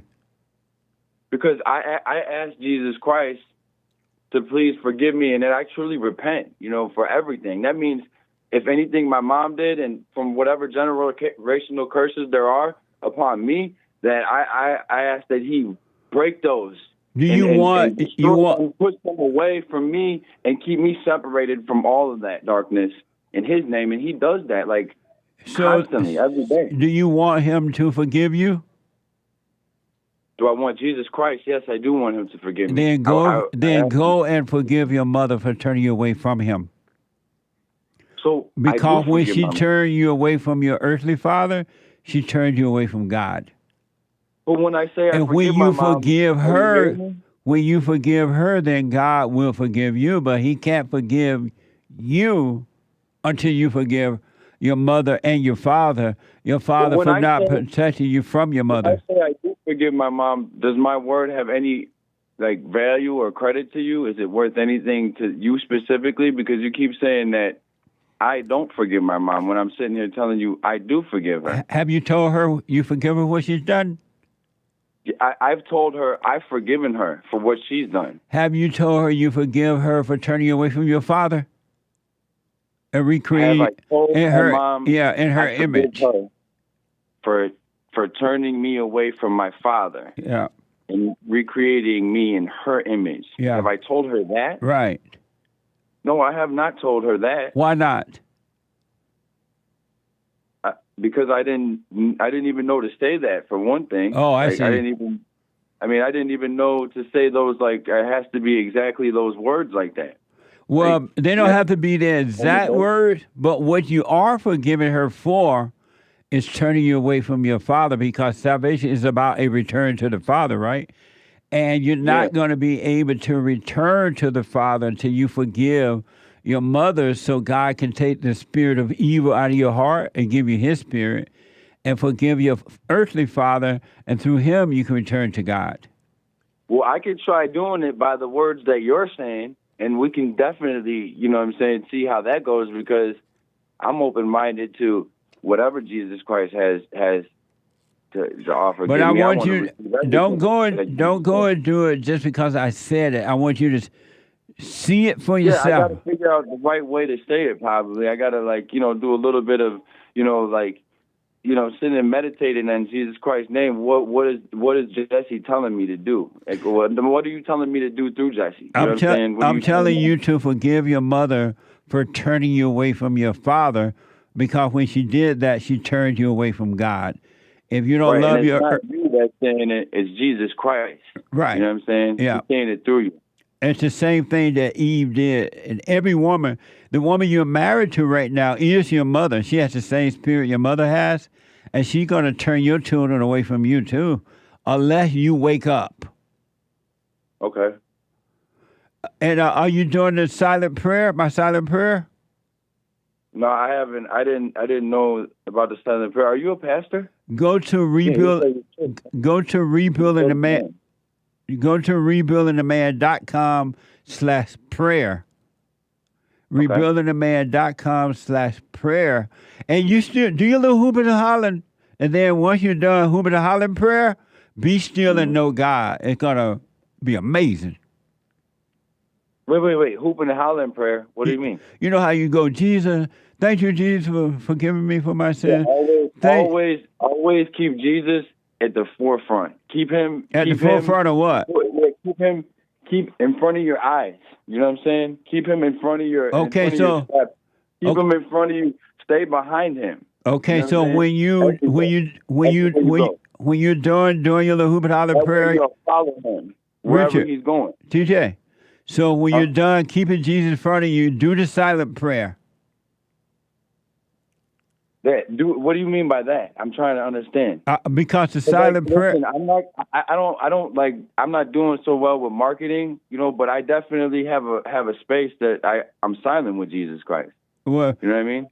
And so when you pray, do you be still and know, or do you ask for stuff? I know, 100%. That's why I say 99.9% sure is just Satan. TJ, but 100% is only something Jesus Christ can give you. TJ, nowhere else. TJ, when you're praying to the Father, do you be stealing, or are you using words? Stealing? I said, do you be still and pray, or do you use words? I'm be still, and I pray and I meditate in Jesus Christ's name. I'm sitting here and I read a scripture, right? And then I just go into meditation mode, right? What does this one sentence mean? What does this couple of words mean together? What does this one word mean? Well, when you finish doing all that, do the silent prayer, rebuildingtheman.com/prayer. Let me know how it goes. But I'm saying, how do you understand it? How do you get it? How do you understand? How do you understand what? The silent prayer. Without breaking down the word or a few words or a sentence, or a paragraph from the Bible. The Father, from what Jesus Christ says, like His words is what all you got to do is go into the King James Version Bible and just read it, Holy Bible. The Father will reveal all things to you. Don't worry about that. It'll be shown to you. I'll worry about that because that's what my pastor Lancer, the last minute, the one who died. You know what I'm saying? A little while ago. Yeah. I honor his life and his dedication to Jesus Christ. Okay, let me do this. Listen, because of time, I got it. I haven't been saved. No. What I'm telling you to do.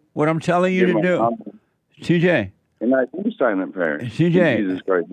TJ, I got to run. I want you to call me back, though. But here's what I want you to hold on to all that stuff you have and do those things that you're already doing. I'm not telling you not to do them. Church, rebuildingtheman.com/church. Yeah. rebuildingtheman.com/silent prayer. Yes, /prayer. Not /silent prayer, but rebuildingtheman.com/prayer.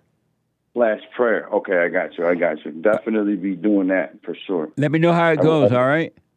And then I'll call you back too about, how everything went. All right, buddy. Amazing. All right, thank you, bro. Okay. Jesus Christ, man. I appreciate you. You're welcome. Have a good one. You too. Amazing. 888-775-3773. Let me see here.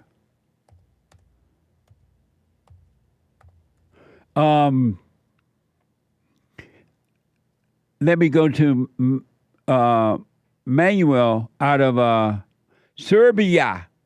Heard around the world by everybody and their mama. Manuel, welcome to the show. You're on the air. Hello, Jesse. I called last week, and my name is NEMANJA. I want to ask you, how's your eye? Oh, much better, man. I went for a checkup yesterday. And they told me I don't have to sleep with the patch at night on my eye anymore. The eye drops I put in less now. And it's healing. I still have the stitches. I can feel the stitches in my eyes. And but it's not painful at all. I'm seeing better. It's much, much better. Thank you. Great. I wanted to talk about the Supreme Court ruling about I was reading about it on the internet, and it says that former presidents have broad immunity from prosecution. Yes. So at that should put Trump in a good position, I would say. And also I wanted to. I thought a lot about the biblical question, so I forgot what I was going to tell you. But why do you attack back when someone attack you? I want to finish first. The Supreme Court rulings are great, and they are from God, and there are many, and the federal agencies, and I hope that you as a country, even though you've bombed us as a country, but I hope you find peace in Christ with Russia, and we can have a peaceful world. And the biblical question, I wanted to quote the Bible, and it said, "Are you?" But let me ask what you do. Are you about to respond to the biblical question right now? Yeah. Why do you attack back when someone attacks you? So it came to me the New International Version, 1 Peter 4:8. Above all, love each other deeply, because love covers over a multitude of sins. So I would say that do you mean physically attack? When someone physically attacks me, or mentally? Why do you attack back when someone attacks you? I mean physically, or not. I can't answer that. I gotta wait until Sunday. But I think when you respond out of anger and out of and you don't have Jesus Christ in your heart. But we're talking about you though, because you're responding to the biblical question, and the biblical questions are personal. Why do you attack back when someone attacks you? Preserve my life. So what now? Yeah. To preserve my life. To preserve your life? And it changed. I would attack people a lot more. Now I just want, like the other person said, and just neutralize the danger that is ahead, protect family, friends. So because love is covers over a multitude of sins, that I think when you attack back and you have love in your heart, and I think it's some kind of cover. Amazing. And you're right about Trump. What manner of man is this? When does he obey him? And I'll respond. Thank you for responding to the biblical question. I'll put my 2 cents in on Sunday. I appreciate it. Yeah. And I wish you the best, and greetings from Serbia, and all love, all Jesus. And right on. Yeah. All the way from Serbia. That's amazing. Thank you, man. Also. All right, call me again. I will. I just wanted to say that about the Supreme Court ruling, and that it's great. Yeah. I felt it's great, and I read about it, and about the federal agencies, that they have not so much authority, limiting the authority of people. They were ready to lock Trump up, but it's falling apart. What the? Thank you. I appreciate it. Call me again, all right? Yeah, I will. Thank you also for the content. All right, buddy. Amazing. Let me go to Lisa. There's one line open, 888-775-3773. Lisa out of Tennessee. Lisa, welcome to the show. You're on the air. Thank you. You're welcome. Thank you. Yeah. Is it okay if I do a little bit of housekeeping first before I talk about the topic that I called for? Ladies were created to do housekeeping. Absolutely. Okay. Okay, thank you. Well, I first wanted to say that I don't want to talk about I don't want to respond to the topic. So I apologize for that. I know you have a topic, and I'm a little bit moved away from that. Well, I don't. What topic? I don't have a topic right now. Oh, the one. Well, when you were asking why do people attack back? Oh, that's the biblical question. Some people are calling in to respond to the biblical question. The biblical question, yes. Right. Go ahead. So I'm not calling for that. Okay. I do love Trump. That's the second bit of my housekeeping. I'm an older black female from She the black. South. Right on. And Trump is my guy all the way. He's genuine. So Right that's on. my second bit of housekeeping. Nothing in And the world now- can make me feel the same about my God. My God. My guy. He is my guy. That's right. And what I wanted to discuss was the conversation that you were having with TJ. With who now? And you were explaining to him how people come into the world born in sin and that they have to repent, have to forgive their mothers. Yes. And I heard everything that you said. I'm not calling to necessarily go into what you said, but I was calling because I felt where TJ was coming from. I think I kind of felt his heart. It seemed that he's really trying to do everything that he knows to do to find Jesus. And I think what you were saying to him was in simplicity, but I think that's the piece that sometimes we miss, is how simple it is to just dwell in him. And once you receive him, and once you've asked for his forgiveness, and once you hear and find out about those places where you make corrections, there's no longer a struggle. You make those corrections, and you go forward. Amazing. I hope TJ is listening, because you're absolutely right. It's quite simple, and most people miss that. I agree. I agree that you missed that. I hope he's listening. Amazing. Thank you, Jesse. That's all I wanted to say. All right, thank you. I got to take a break. 1 more hour to go. Back in a moment. Hate news, not the fake news. I'll be back in a moment. We have a 16-year-old, 14-year-old, and a 10-year-old. And I got to tell you, introducing the silent prayer to my family, instead of just sitting down and saying the same old prayer over and over again before we eat our meal, to just be silent, bringing all thoughts into captivity. Brother, that has been such a huge, huge blessing in our lives. I just want to encourage anyone to try that out. It's amazing to look around after we've done our silent prayer before we eat, to see the excitement in my kids' faces. Like, oh yeah, Dad, I had a bunch today. Or the other one will be like, yeah, I had a couple things that I've been thinking about. It really takes root, Jesse. And so I want to thank you so much. And ever since then, it's been absolutely amazing. So thank you so much. You're welcome, Tony. Stay with it. Stay with it. Stay with it. You're going to know God and his love. It's going to be amazing, man.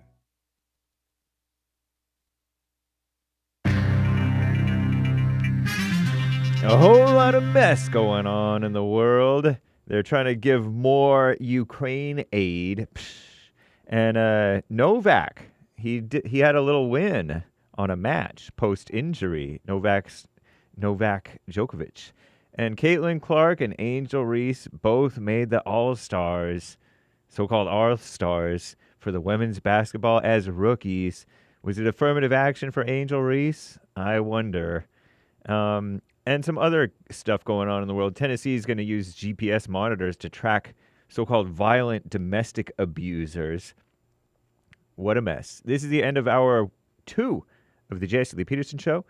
It is Wednesday, July 3rd, AD 2024. The lines are full, guys. JLP will be right back to your calls, and we'll get to your super chats as well. You can super chat, buymeacoffee.com/JLP Talk. But first, Hake News, not fake news. Commie Nonsense Network, CNN, reports on the Ukraine aid. The U.S. will soon announce a $2.3 billion military aid package for the Ukraine that includes critical munitions from U.S. inventories as the country, so-called, tries to fend off an increase in Russian attacks. The United States, so-called United States, has been announcing regular packages for Ukraine since Congress passed legislation that approved nearly $61 billion in Ukraine aid earlier this year. I'm shaking my head.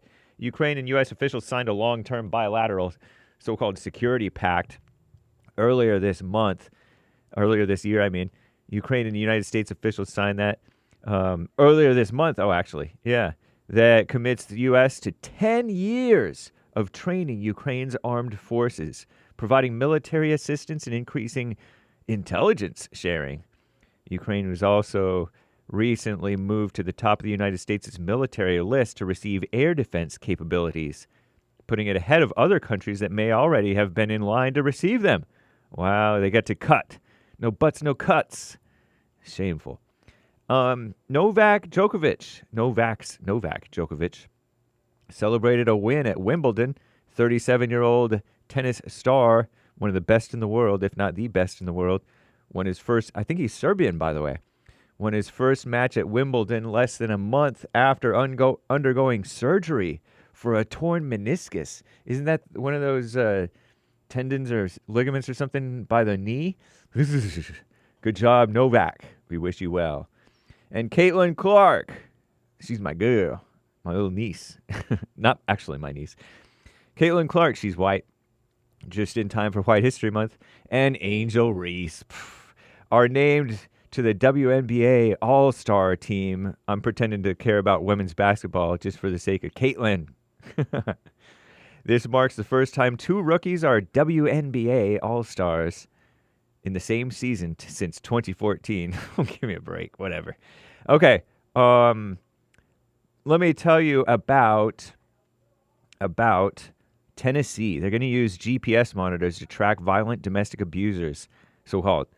A new Tennessee law went into effect this week, according to the far-left female-run outlet The Skim, requiring the most violent of domestic offenders to wear GPS tracking devices while out on bail. The Debbie and Marie Domestic Violence Protection Act says aggravated assault offenders in domestic violence cases must wear GPS monitor unless the court finds they don't pose a threat to the alleged victim or public safety. The law is named after Debbie Sisko and her daughter Marie Varsos, who were both supposedly killed by domestic violence in 2021. Under the measure, victims can receive notifications through an app, text, or email if the offender gets near them or their home.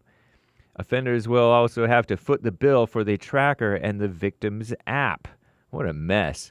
Why not just keep them in jail if they're that dangerous, or in a prison or slavery or whatever, if they're actually that dangerous?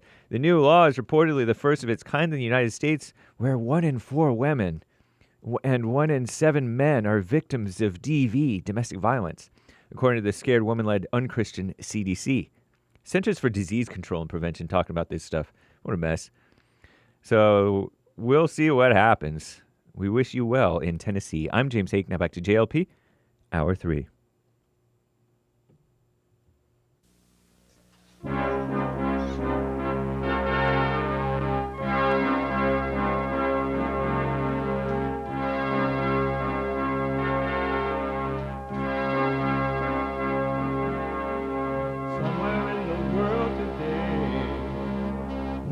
To stand up strong, think the truth about themselves, to understand what went wrong. I know we can find a way. I know we can find a way. I know we can find a way to stand up, stand up.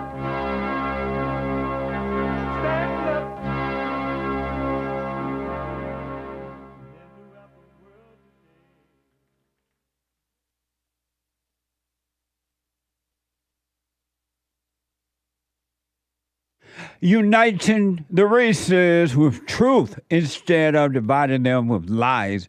We're also rebuilding the family by rebuilding the man. I'm Jesse Lee Peterson. Welcome to the third hour of the show already. You can get involved by calling 888-7753-773, 888-77-JESSE. And my biblical question, why do you attack back? Why? Why do you attack back when someone attacks you? Why do you attack back when someone attacks you? Isn't that an amazing question? You can listen to the show if you're busy doing whatever you're doing, working out, whatever, making a meal, on the airplane about to fall out the sky because the bar is so low now for the workers based on affirmative action. What the? And everything is at risk. Services are bad. You could still be listening to the show while the plane is going down. You could be listening to the show. What the? By calling the listen line on your iPhone or iPad at 605-615-4131. 605-615-4131. And then to donate and have your comments read out loud, and we're going to get to all of your super chats. To donate and have your comments read out loud, go to Buy Me a Coffee. BuyMeACoffee.com/JLP Talk. BuyMeACoffee.com/JLP Talk. Or Bond JLP Cash App. Bond JLP Cash App. It's Wednesday. It's the last hour of the show on Wednesday. Happy White History Month, by the way. July is white history. July just feels white. Amazing. It is Wednesday, the last hour of the show on Wednesday. Every Wednesday, last hour of the show is Manhood Hour. What is a man? What is a man? It's an adult human male. Manhood. Hillary or President Trump? I voted for Hillary Clinton. Beta male. A man is a male who turned to man. Alpha male. Live right, be right, and lead the way. Joe, you did such a great job. You answered every question. You knew all the facts. What every mother wants. I live with a black woman who is angry at white people. It must be so wonderful being you. I feel her pain sometimes. When the police system, stop! When the police system. It'd be hard for me to say this without being emotional. Blink once if you want me to pull the plug. This is an absolute win for Donald Trump, not just the substance of the opinion. The president is now a king above law. People are dying, Alfred. What would you have me do? Endure, Master Wayne. Take it. They'll hate you for it, but that's the point of Batman. He can be the outcast. He can make the choice that no one else can make. Two good The right actors. choice. Those were two amazing actors. I forgot about them, but they are so amazing. The Anchor Baby put that together. It's funny. It's amazing. Thank you, Anchor Baby. I just seen it for the first time. Amazing. Let me go to the busy phone. We're going to try to get to as many calls as possible and your super chat. And, I had something I want to share with you. That is wicked. Pure evil.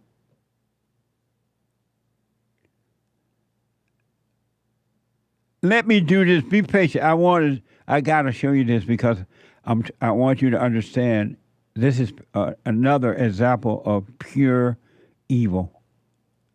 It's not healthy, for lack of a better word. Prince Harry opens up about grief and bereavement.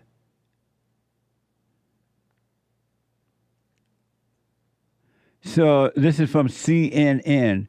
The Duke of Sussex, whose mother, Princess Diana, died when he was 12 years old. What? Princess Diana, whatever. Whose mother, Princess Diana, died when he was 12 years old, shares his importance of talking about emotions during the grieving process. And this guy, the so-called prince, he talked to the founder of Scotty Little Soldiers, whatever that is, a charity for children of dead military soldiers, founded by a lady whose soldier husband died. That's a lot. But I want you to hear this from Harry. This is from Scotty's TV. Harry talk about sadness and the lady making kids smile. Watch this. So easy as a kid to think or convince yourself. The reason is, I wouldn't know. Like I was 12. Yeah. For you, for an adult, but it seems to be the same, which is you convince yourself that the person that you've lost wants you, or you need to be sad for as long as possible to prove to them that they're missed. Yeah. But then then there's this realization of no, they really want they must want me to be happy. Yeah. Every single day, I guess you wake up and think about him. Yeah, 100%. Yeah. But then the smiles that you put on all these kids' faces, that's the medicine. Yeah, that is definitely my medicine. It's the antidote to the loss. Yeah. Putting smiles on kids' face is not a medicine. It's a cover-up of evil. It's a cover-up of evil. They're both lying. Emotions are not necessary. They're not, and they serve no good purpose, period. Except for, like, this woman thinks she's putting, poor Prince Harris. Don't blame him. He married a black woman. Poor Prince Harry. He's lost too. People, you've been lied to. Emotions are not of God. God is a dispassionate God. Satan is an emotional, fake God, evil God, a deceiver. So this woman only make herself feel good, thinking she putting smile on kids' face and medicine. That's horrible. Look at the world now. Everybody's smiling. Look what's going on. Inwardly, they're lost. They're in misery. They're out of it. Harry, this is the last soundbite. Harry on talking about the loss. She turned her pain into purpose. Watch this. And it's about teaching the children, young people, to celebrate their parents' life. That's the hardest thing, especially for kids, I think. Yeah. Which is, I don't want to talk about it because it's going to make me sad. Yeah. But once realizing that if I do talk about it and I'm celebrating their life, then actually things become easier. Yeah. As opposed to this sort of like, no, I'm just not going to talk about it, and that's the best form of coping. Yeah. When in fact it's not. It can be for a period of time. Yeah. But that's what I was saying to them, is like, if you suppress this for too long, you can't suppress it forever. It's not sustainable, and it will eat away at you inside. Equally, you don't want to be in a position, no one wants to be in a position to be forced to have to talk about the very thing they don't want to talk about. Yeah. Especially when every defense mechanism in your mind, your nervous system and everything else is saying, do not go there. Yeah. You can say this, and it sounds corny, it's like you've literally turned your pain into a purpose. Turn your pain into a purpose of hell. That doesn't even make sense. That's so, both are lost. I have no idea what Harry was talking about. Period. You cannot turn pain into a purpose. That's still pain. You want to overcome emotions. And you can if you want to. And if you take control of your own life, you can overcome it. You really, really, really can. It'll be taken away from you. That's evil. That was an evil conversation promoting evil. Keeping you in your misery, in your hell. 888, what a sad way to live, huh? But I understand it. Because the world have lied to you. Your parents have lied to you. Your teachers have lied to you. And they have kept you in hell. Now you can overcome it, but you got to relearn. By the truth, not by some person. You got to return to the truth. Let me go quickly to the busy phones here. Gayle is the first time call out of Pennsylvania. Gayle, welcome to the show. You're on the air. Thank you, Jesse. You're welcome. I have trust issues. You have trust issues? Yes. And what is a trust issue? Well, believing what somebody say all the time. And it stems from the fact that I have not been able to depend on anybody. So I decided that the only people I'm going to associate with is the ones that are part of my family. And I know how they are. And a lot of times I can't depend on them. And like when I have to go to the doctor, I live with my son.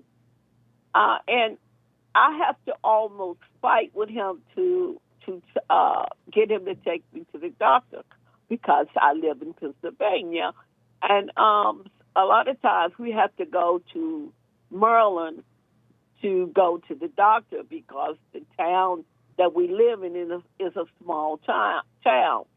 And so I don't have any friends. I decided to cut males and females totally off because the females, I run into them, they always want to be in competition with me.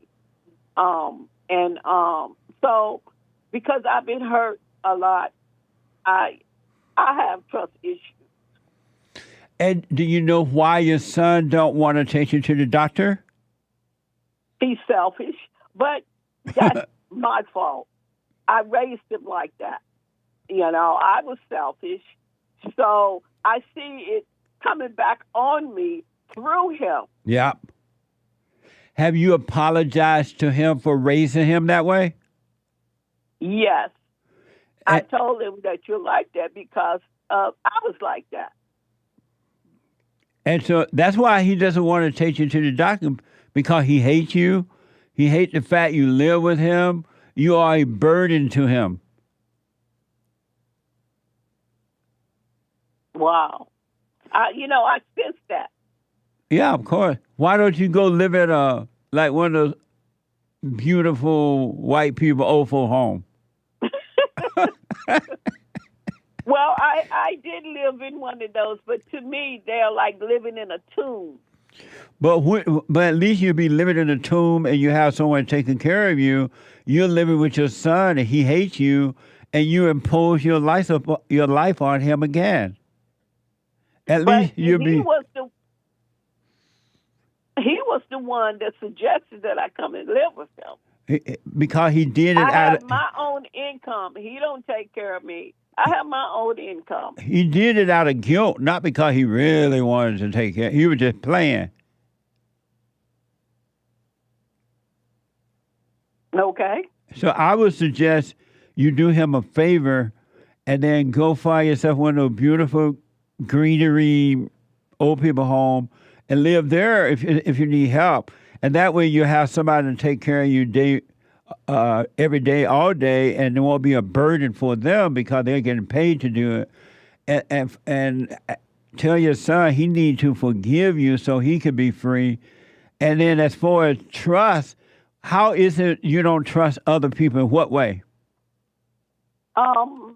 Friendship. I don't trust them in friendship. And you say about going to old folks' home that they'll take care of me. The problem with that is that I get 2 checks, okay? But it's not a lot of money, okay? And when you go stay in those homes, they take all your money. And the reason why I say that, I had a grandfather that lived in one of those homes. They took all his money.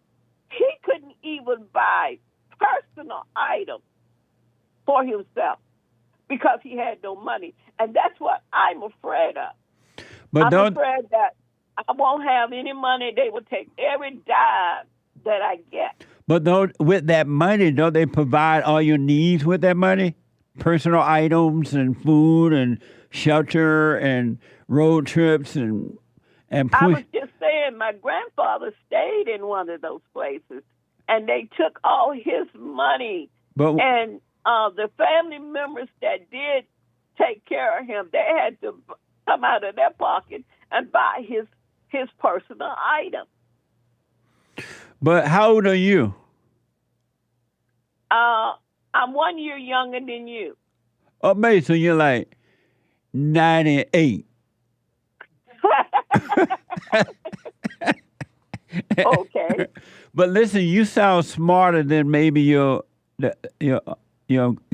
grandfather, whomever you said, and you sound more alert. So you'll be more aware, and they won't be able to take your money if you are aware. Yeah, but you know how the system works. You know that they don't care. We live in a day and time. They don't care. All they want is the money. So I understand. That's how I feel about it. Yeah, I understand. But which would you rather do? Apologize to your son and then move out of his home so he can have a life and be free, or to live with your son to hold on to a dollar bill and make him miserable the rest of his life? Well, Jesse, I really don't see it that way because, like I said, he asked me to come and stay with him. But you said you see that he's really not happy with you being there. He doesn't even want to take you to the doctor. He didn't really mean it. He thought you were going to say, no, I'm not coming over there. You need to live your life. I don't want to be a burden. I'm not your wife, so I don't need to be there. He thought you were going to say that. He didn't know you were going to say, okay.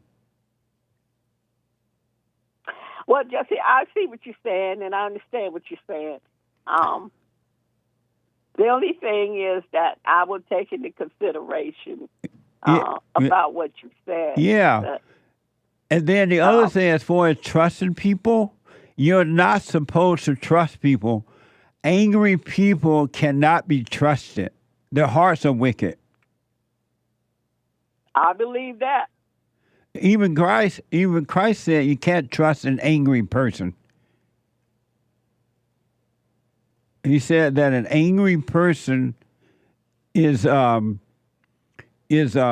murderer. They're wicked, but you're not supposed to judge them either. You're just supposed to understand.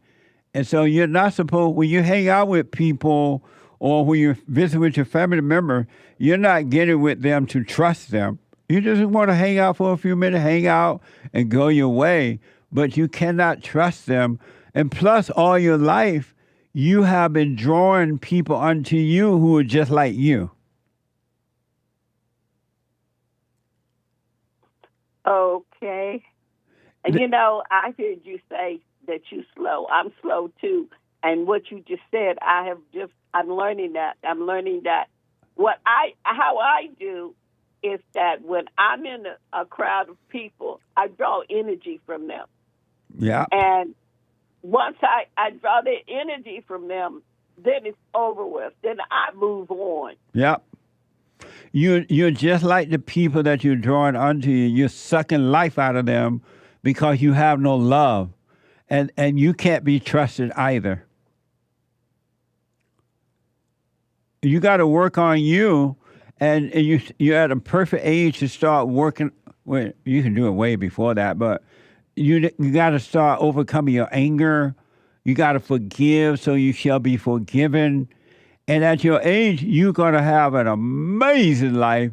You will have all the people around you that you need to have around you, or you won't have around you. You'll be fine. Everything will just work out for you, but you got to overcome your anger. And so you stop judging yourself and other people. Okay. Have you heard me talk about my silent prayer? Yeah, I do silent prayer. Okay, stay with that. Okay. And then be still so you can get out of your son's house and stop imposing on him. He needs to have a life. Okay. Anything I've said you disagree with? Well, I'll put it to you this way. I understand what you're saying. I accept what you're saying. As far as I disagreeing with it, yes and no. Yes and no. I don't agree with you saying that because I don't like being alone. I raised 3 kids by myself. I'm used to family being around. And I stay pretty much out of my son and his wife's way. Oh, God, he has a wife too? Poor lady. I don't interfere in their relationship, and I help out a lot. You know, I help out, I buy groceries. But they don't like you, though, even though you're doing it. You're still in their way, and they don't like it. That's why they don't want to take you to the doctor. That's why when you in your wheelchair going down the step, they let you bump. I'm not in a wheelchair. They let you bump down the step. I refuse. Right on. Well, go and live your life then. Find a place that is not too costly, and you have some workers there, and then start doing it. Stay with the silent prayer. Work on yourself, but you need to get away from your son and his family so they can drop the anger they have for you right now. Okay. That makes sense? Yeah, it does. And then as far as trusting, don't trust people and don't not trust people. If somebody keep their word, that's nice. If they don't, that's nice. But don't you try to trust anyone at all. Okay. And as far as being alone, anyone who is afraid or can't be alone is not worthy of the kingdom of heaven. What do you mean by that? Because the only way to enter into the kingdom of heaven, you must be willing to travel alone. And in traveling alone toward the kingdom of heaven, you're going to overcome the world. You're going to have perfect peace. You're going to have the love of the Father, but you're not going to get that if you're afraid or don't like being alone. You got to overcome the world. You cannot depend on the world to bring you solitude. I think that's that word. It sounds like it. Solitude. Don't rely on the world, people, places, and things to bring you peace. Only peace comes from God. Okay. That makes sense? Yes. Yes, it does. Yeah, your comfort. And I'm a firm believer in God, but I believe in the Trinity. What a mess! And where you get that belief from? Well, the Father, the Son, and the Holy Spirit. But where did you get calling it the Trinity? Where you get that from? Because the Father was first, the Son was second, and the Son gave us the Holy Spirit. Did he ever call it the Trinity? Well, it's called the Trinity. I really don't know the answer to that, but I think it's because of the three. But Christ never called it the Trinity.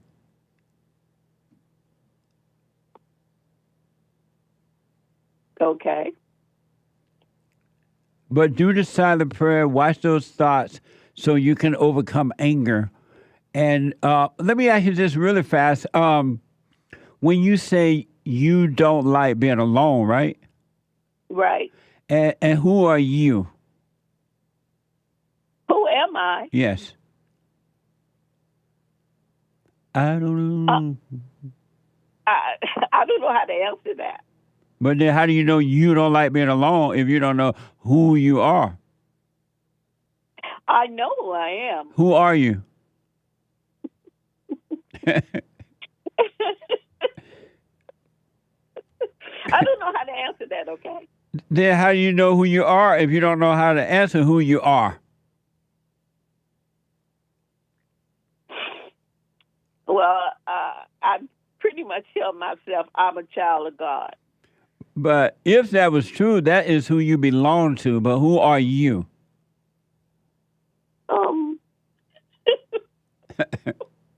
Again, I don't know how to answer that. Well, then why did you say, I am afraid of being alone? I don't like being alone. Who is the I that don't like being alone?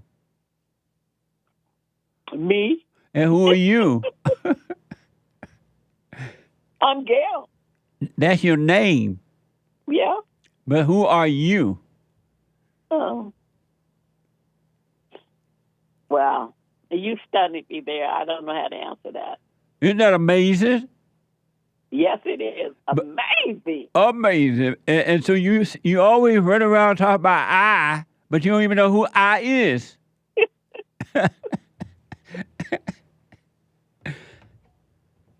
You have a false identity with an I, and you don't even know who it is. And you claiming all this stuff, I this, and I feel this, and I'm lonely, and I'm this. But you don't even know who the I is. Isn't that amazing? Yes, Jesse. Yes, Jesse, that is amazing. Yes, Jesse, that is amazing. So here's what I want you to do. Do what you want, of course. I recommend you do the silent prayer. I recommend you start watching those thoughts. All thoughts are all lies all the time about anything. And some practical thoughts, what you want for breakfast, lunch, or dinner, and blah, blah, blah, right? But I want to encourage you to watch those thoughts that make you feel up and make you feel down and make you feel lonely and make you feel sad. And don't call them you anymore, and amazing things will happen for you. Okay. Stop identifying with the false self. You're not your feelings. You're not your thoughts. You're not your body. Okay. Will you let me know how it goes? Sure, I will. When is your birthday? October the 3rd. So this October, you're going to be 75? 74. Oh, you're older than me then.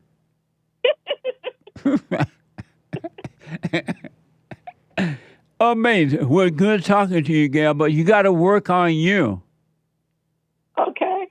And I will highly recommend, if you can, do it. You know your situation better than I do. I'm not there.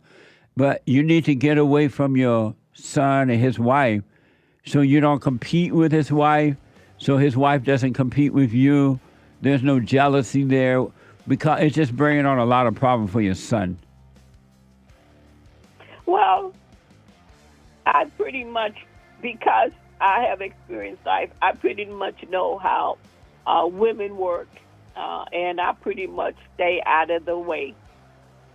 Yeah, but they still don't like you. That's why they don't want to take you to the doctor.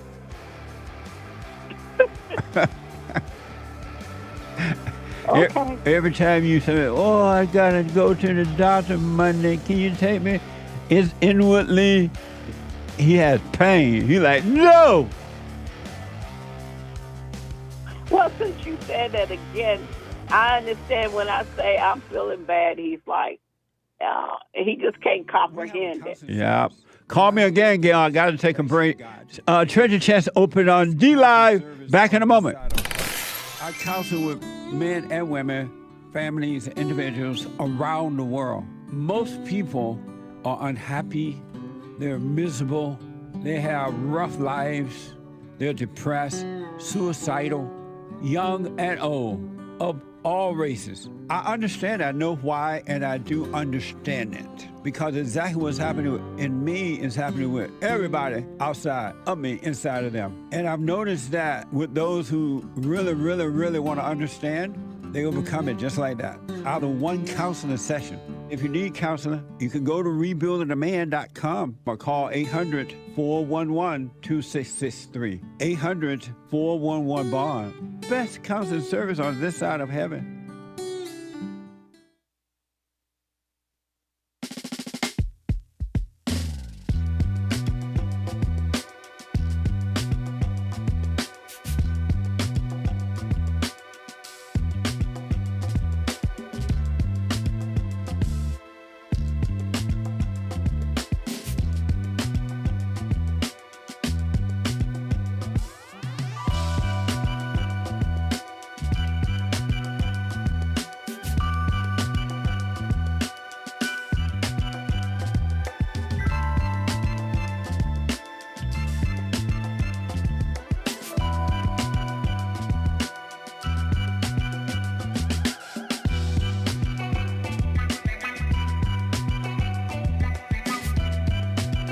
Okay, welcome back. 888-775-3773. The Hake Report is coming up at the top of this hour.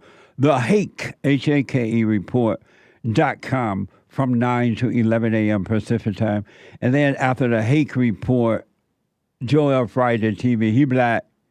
Joel Friday TV at 11 a.m. Pacific time. And then after Joel Friday TV, I think the Anchor Baby show is happening a little later today. He got some other stuff he got to get done, right, Nick?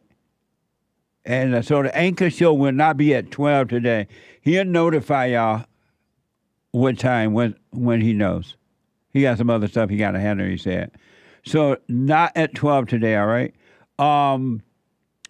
Make sure to donate to us, my nonprofit. Go to rebuildingtheman.com. rebuildingtheman.com/donate. We got a lot of work to do. Building this network. We have our entrepreneur program. We counsel, tutor, all kind of stuff. And you're getting help, so help us to help others. Make a donation. What the? Instead of buying a pound of pot, buy a half a pound of pot, and then put the other money to buy. Or party money or whatever y'all doing. All right? And I do appreciate it. I really do. rebuildingtheman.com/donate or call 800-411-BOND. 800-411-2663 to make a donation. Let me go quickly to Calandra out of Nashville, Tennessee. Calandra, welcome to the show. You're on the air. Hey, Jesse. How are you? All is well. How are you? All is well. Thank you. Happy White History Month. Happy White History Month to you too, and everyone on the show. Everyone. Right on. That's right. I just have a couple of things. I'm not going to hold you long at all. Okay, no problem. Okay, the first one is the biblical question. Why do you attack back when someone attacks you? To defend myself, defend what they're saying. And so it's like a, No, go ahead. Sorry. I would say a spiritual thing, mentally, anything like that. It's just to defend myself. And when I do, it's a quick to I defend myself. And to defend yourself from what? What they're saying or what's about to come out of their mouth. I don't know if it's if it's a truth or if it's a lie. It's just I have to defend myself, and I don't know why I do that. Oh, okay. Yeah. Amazing response, and I'll put my little 2 cents in on Sunday. I appreciate that, Calandra. No problem. Okay. And the second one. Okay.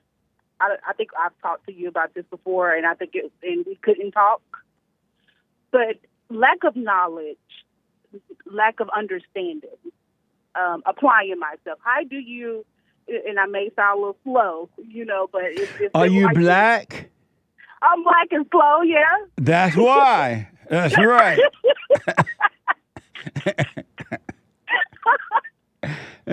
She black. I'm black. I'm black and slow, and I laugh about it now. I don't look down to myself about it. It's like I actually laugh at it, and it's like, okay, it's true. Yeah. It's true. And I've been saying I'm a nobody. I've been saying, hey, I'm not none of these things. I'm a nobody. I don't want to be associated with any of that. I don't want to be in control of anything. Right like on. that. All that. And so it's how do I grasp the understanding? It could be from like basically just catching on with it. I like understanding.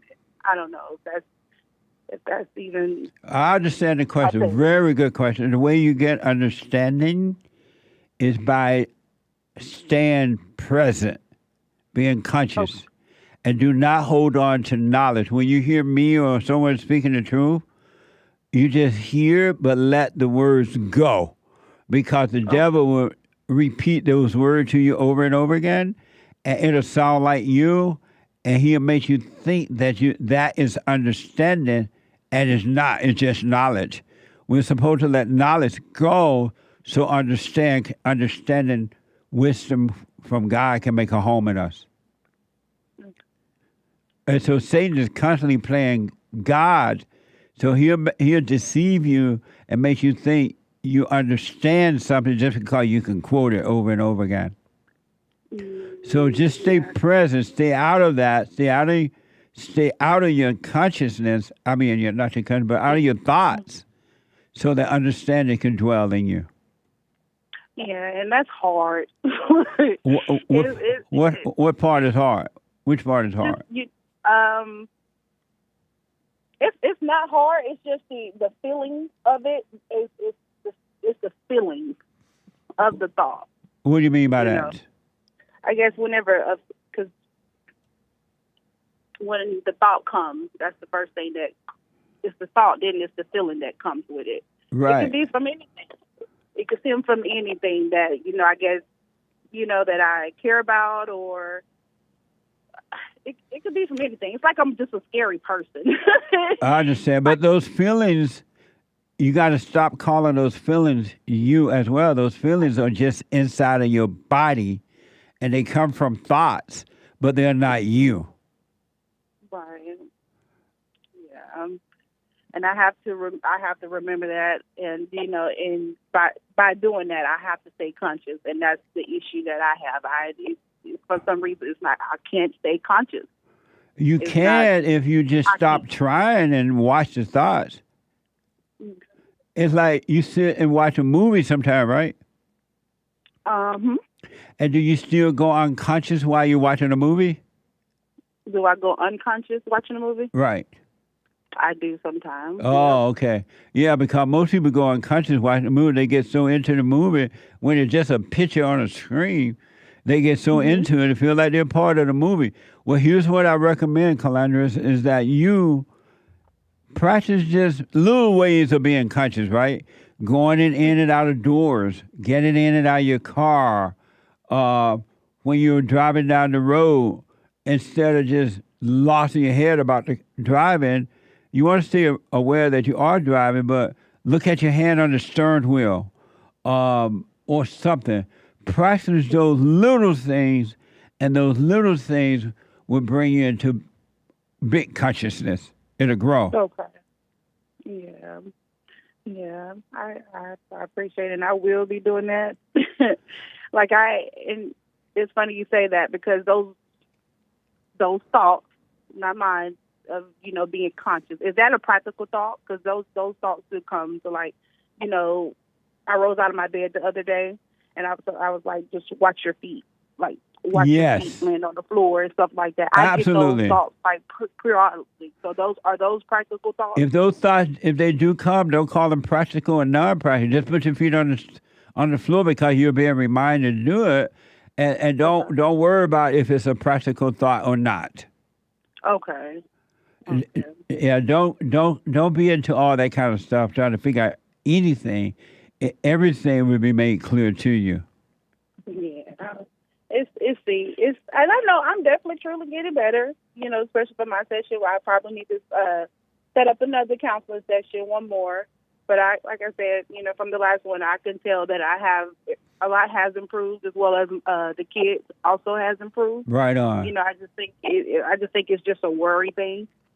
Yeah, stay away from those thoughts. You can't worry if you're conscious. You only worry when you're unconscious.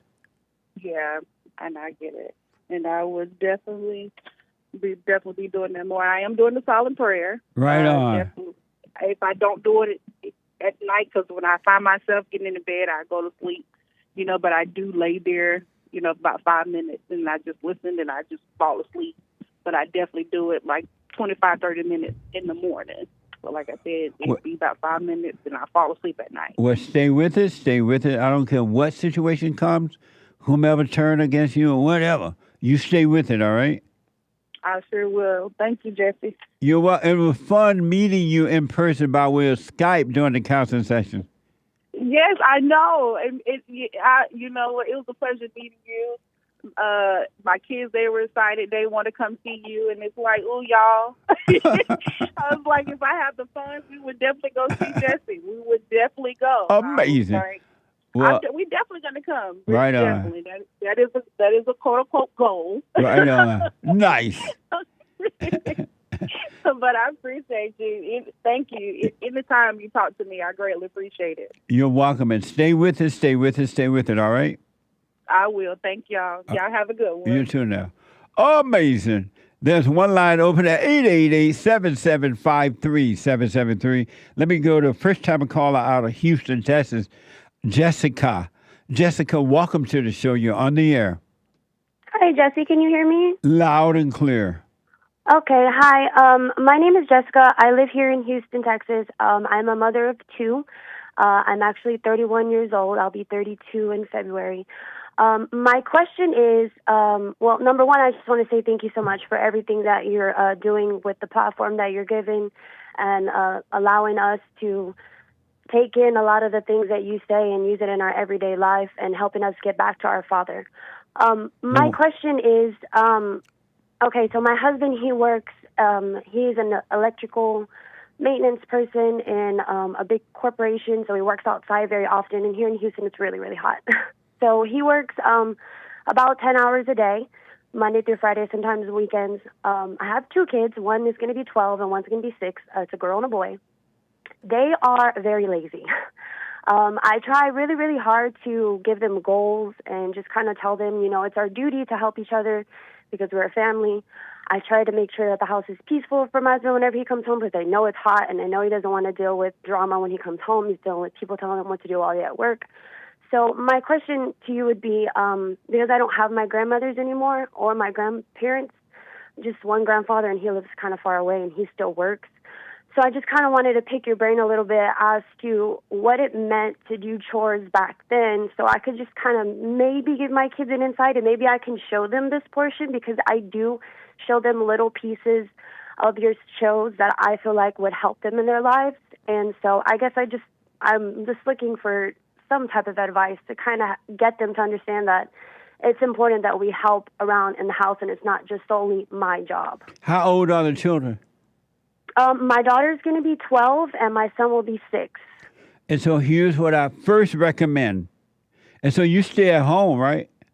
No, sir. I actually work full-time as well. You have a job as well? Yes, sir, I do. Why do you work if your husband is doing good financially and all that? Why don't you stay home and raise the kids? Well, I used to could have, but with the way the cost of living is, and we do actually own our home. We bought our home at 25 years old, so we have a mortgage that we pay, and it's just not practical for me to be able to stay home. Tell him to get 2 jobs. No, we don't do it. I work really, I'm actually the general manager of the store that I work at, so I get to make my schedule, and I'm able to leave and assist the children if for some reason they have, I work like 8 minutes away from where we live and where my kids go to school, and I made that very much a priority, so that way I could get to them in case they needed something. Here's what I want. Do what you want, Jessica, but here's what I highly, highly recommend. All right? Your kids are at an age now they're not going to listen to you. They need the father to listen to. And so I would highly recommend that you tell your husband that when he come home and you tell him that you try to get the kids to do this and do that and they are not doing it, that you're going to stop. You're not going to do it anymore because it's not in you. And it's in the father to guide those children. And you need to tell him that if he doesn't correct them when he get home, you're not going to do it anymore. And the kids will suffer. And it's going to be his fault and not yours. Because they're not going to listen to you. The kids stop listening. Excuse me. The kids stop listening to the mother around 3 years old. So they need the authority, the love of the father. It's not your fault that they're lazy. It's your husband's fault. Well, ain't no such thing. Ain't no such thing as he's so busy at work that he doesn't have time for his family. His job given to him by God to lead his wife and children in the right way to go?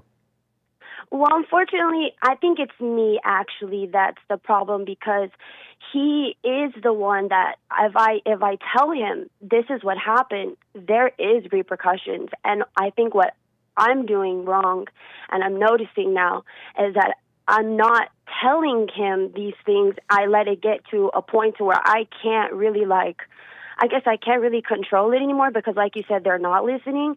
And so I feel like I'm protecting them by not telling him what they're doing so they don't get in trouble. But really I'm hurting them, and I'm making a hell for me here. So why are you so evil that you're turning them away from the Father? Because now if you're doing that, you're doing the work of evil by turning the children away from the Father. Why don't you tell the Father? Yeah, I actually just started doing that, because I've been actually listening to you. I used to see just like your clips, and but now I actually listen to you, and I've actually been trying to incorporate the silent prayer. Once I get it mastered, then I want to pass it on to my daughter, and then my son. My husband, I know he does. I know he prays, and I know because he's the person that actually told us we got to turn to God and all these things. So I'm noticing more and more that, like you said, women are actually evil, and by me actually thinking that I'm protecting them, I'm actually hurting them. Absolutely, so, absolutely. Yes, sir. And I just wanted to say thank you for that, though, for bringing that to my attention, because often men get blamed for those things, but it's actually the woman that is actually a lot of the times in the wrong. That's right. I want you to stop listening I recommend you stop listening to the devil and immediately turn your children over to the Father, meaning report to him what's going on. If you're the one that take care of the kids, predominantly take care of them, you got to report it before it gets out of hand, because after a while, the kids are not going to listen to you or their father, because you will have shown them how to hide and pretend, and they're not going to respect the Father. And that spirit of evil, they're going to have to wait until they become adults, and they're going to suffer. Oh, dear, they will suffer, because evil is everywhere around. But yeah. Okay, thank you so much. I will definitely do that. Yeah, stay with the silent prayer. Watch those thoughts. But you got to not let Satan tell you, oh, he's going to be too rough on them. He going to make them do that. They're going to feel pain. Satan is lying to you. He doesn't want you to return the children back to the Father. Okay, I will do that. Thank you so much for taking my call. God bless you and everyone that works for you, and thank you for doing what you're doing. And I want you're welcome, and thank you, and apologize to the Father for what you've done by keeping the children away from him in that way. And let the kids know from now on, I'm letting your Father know what you're doing or not doing. They're gonna be like, what the? Stop watching Jesse. I know, what the? But they will love you for that as they get older, because the Father will discipline them in the right way, and they will appreciate it. Okay. Thank you so much, Jesse. Let me know how it goes, Jessica. Yes, sir. Will do. All right. Take care now. What a mess! Super chat. Super chats. It's me, Xenia, with a Rumble rant. J.C. Lee Peterson Rumble. Thanks, JLP and crew, for keeping White History Month going 7 years strong. Let's keep it going. July just feels white. Strong arm, Christian cross, and American flag. Right on. Thank you. By the way, Xenia asks, is there always more female callers during Manhood Hour? I knew someone was going to say that. Say something about it.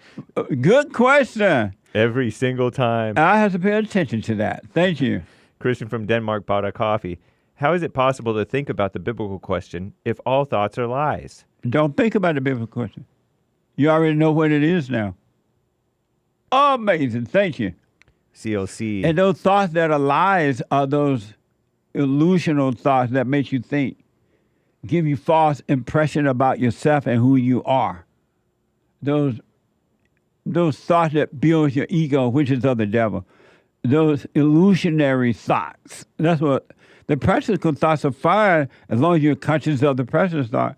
But there's the thoughts that tell you who you are and who you're not. Those are illusion. Those are lies. Thank you.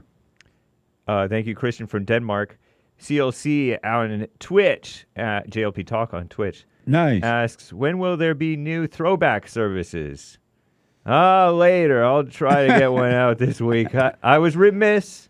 I didn't get one out this past week. It's Hake's fault. Yeah. Fault. I'm backed up. I'm drowning without Sean. Beta. Yeah. Now you have someone that can help you now. Indeed. Hey, Sean.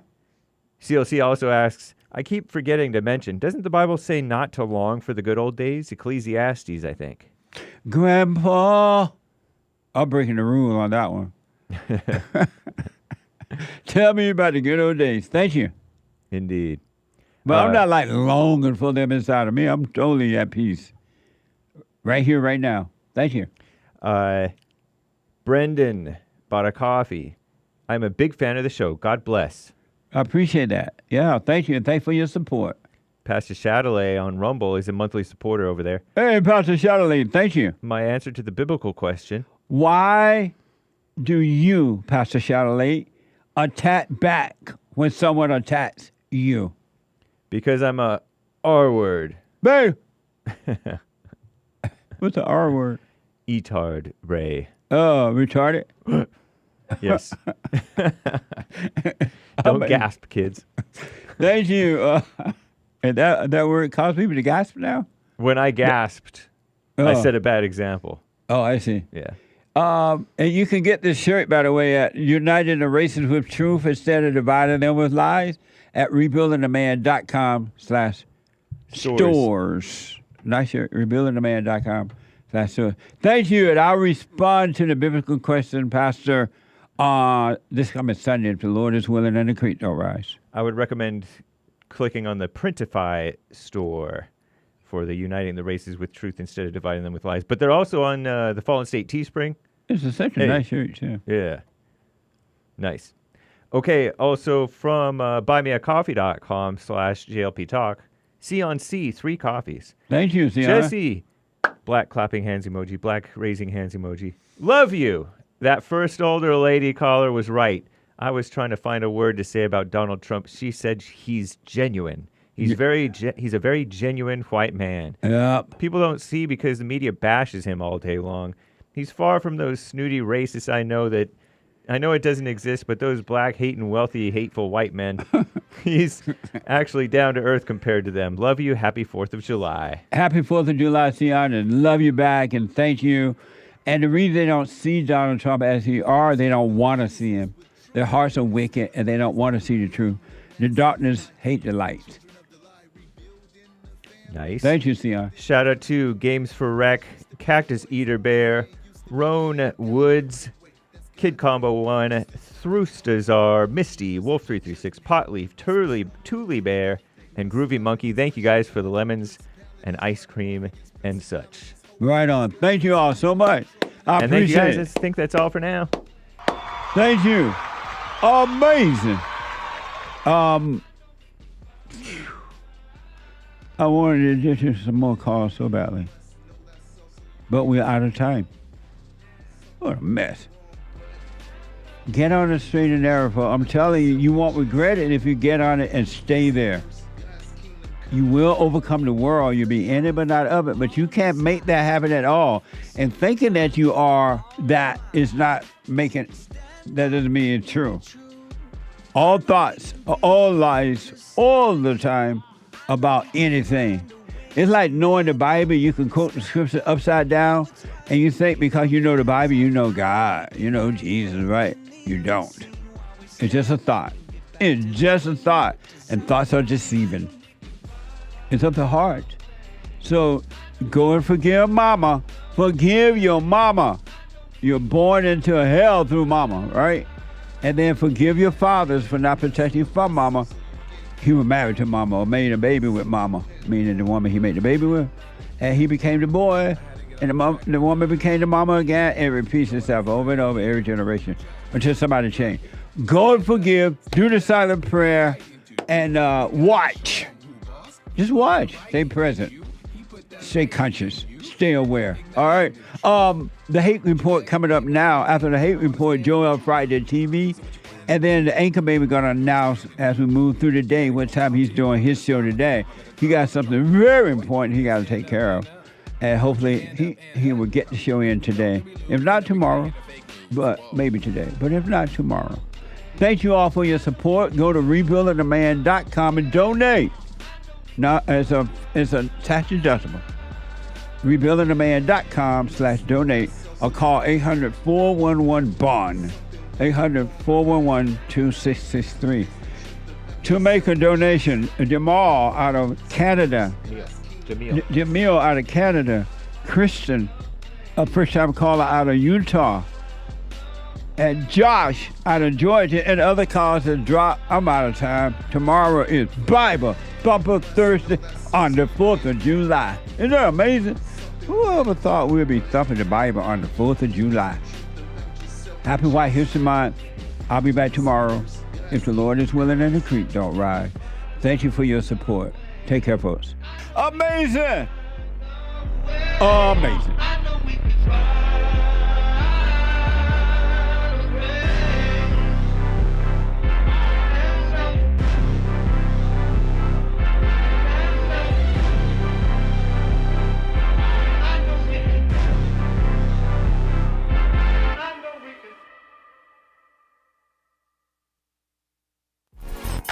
So, here's what I recommend. I invite you to download my silent prayer, and I want you to start doing it. You just download it, get the points of how to do it, and then after a while, you just do it on your own. It's going to point you in the right direction that your life will be returned to you from God. He will give you your life back, because anyone and all people who has anger, they're not themselves. You are the person that you are angry at. That's why it's so important to get to know yourself so that you can see who you're angry at. And if you're doing the hooping and hollering prayers and things like that, some people get up, oh, praise the Lord, hoop and holler, bless my mama, bless my daddy. Continue to do it. Do both. You will see if you want to stay with the hooping and hollering, or do you want to be still and know God. So my gift to you, no charge, at rebuildingtheman.com/church.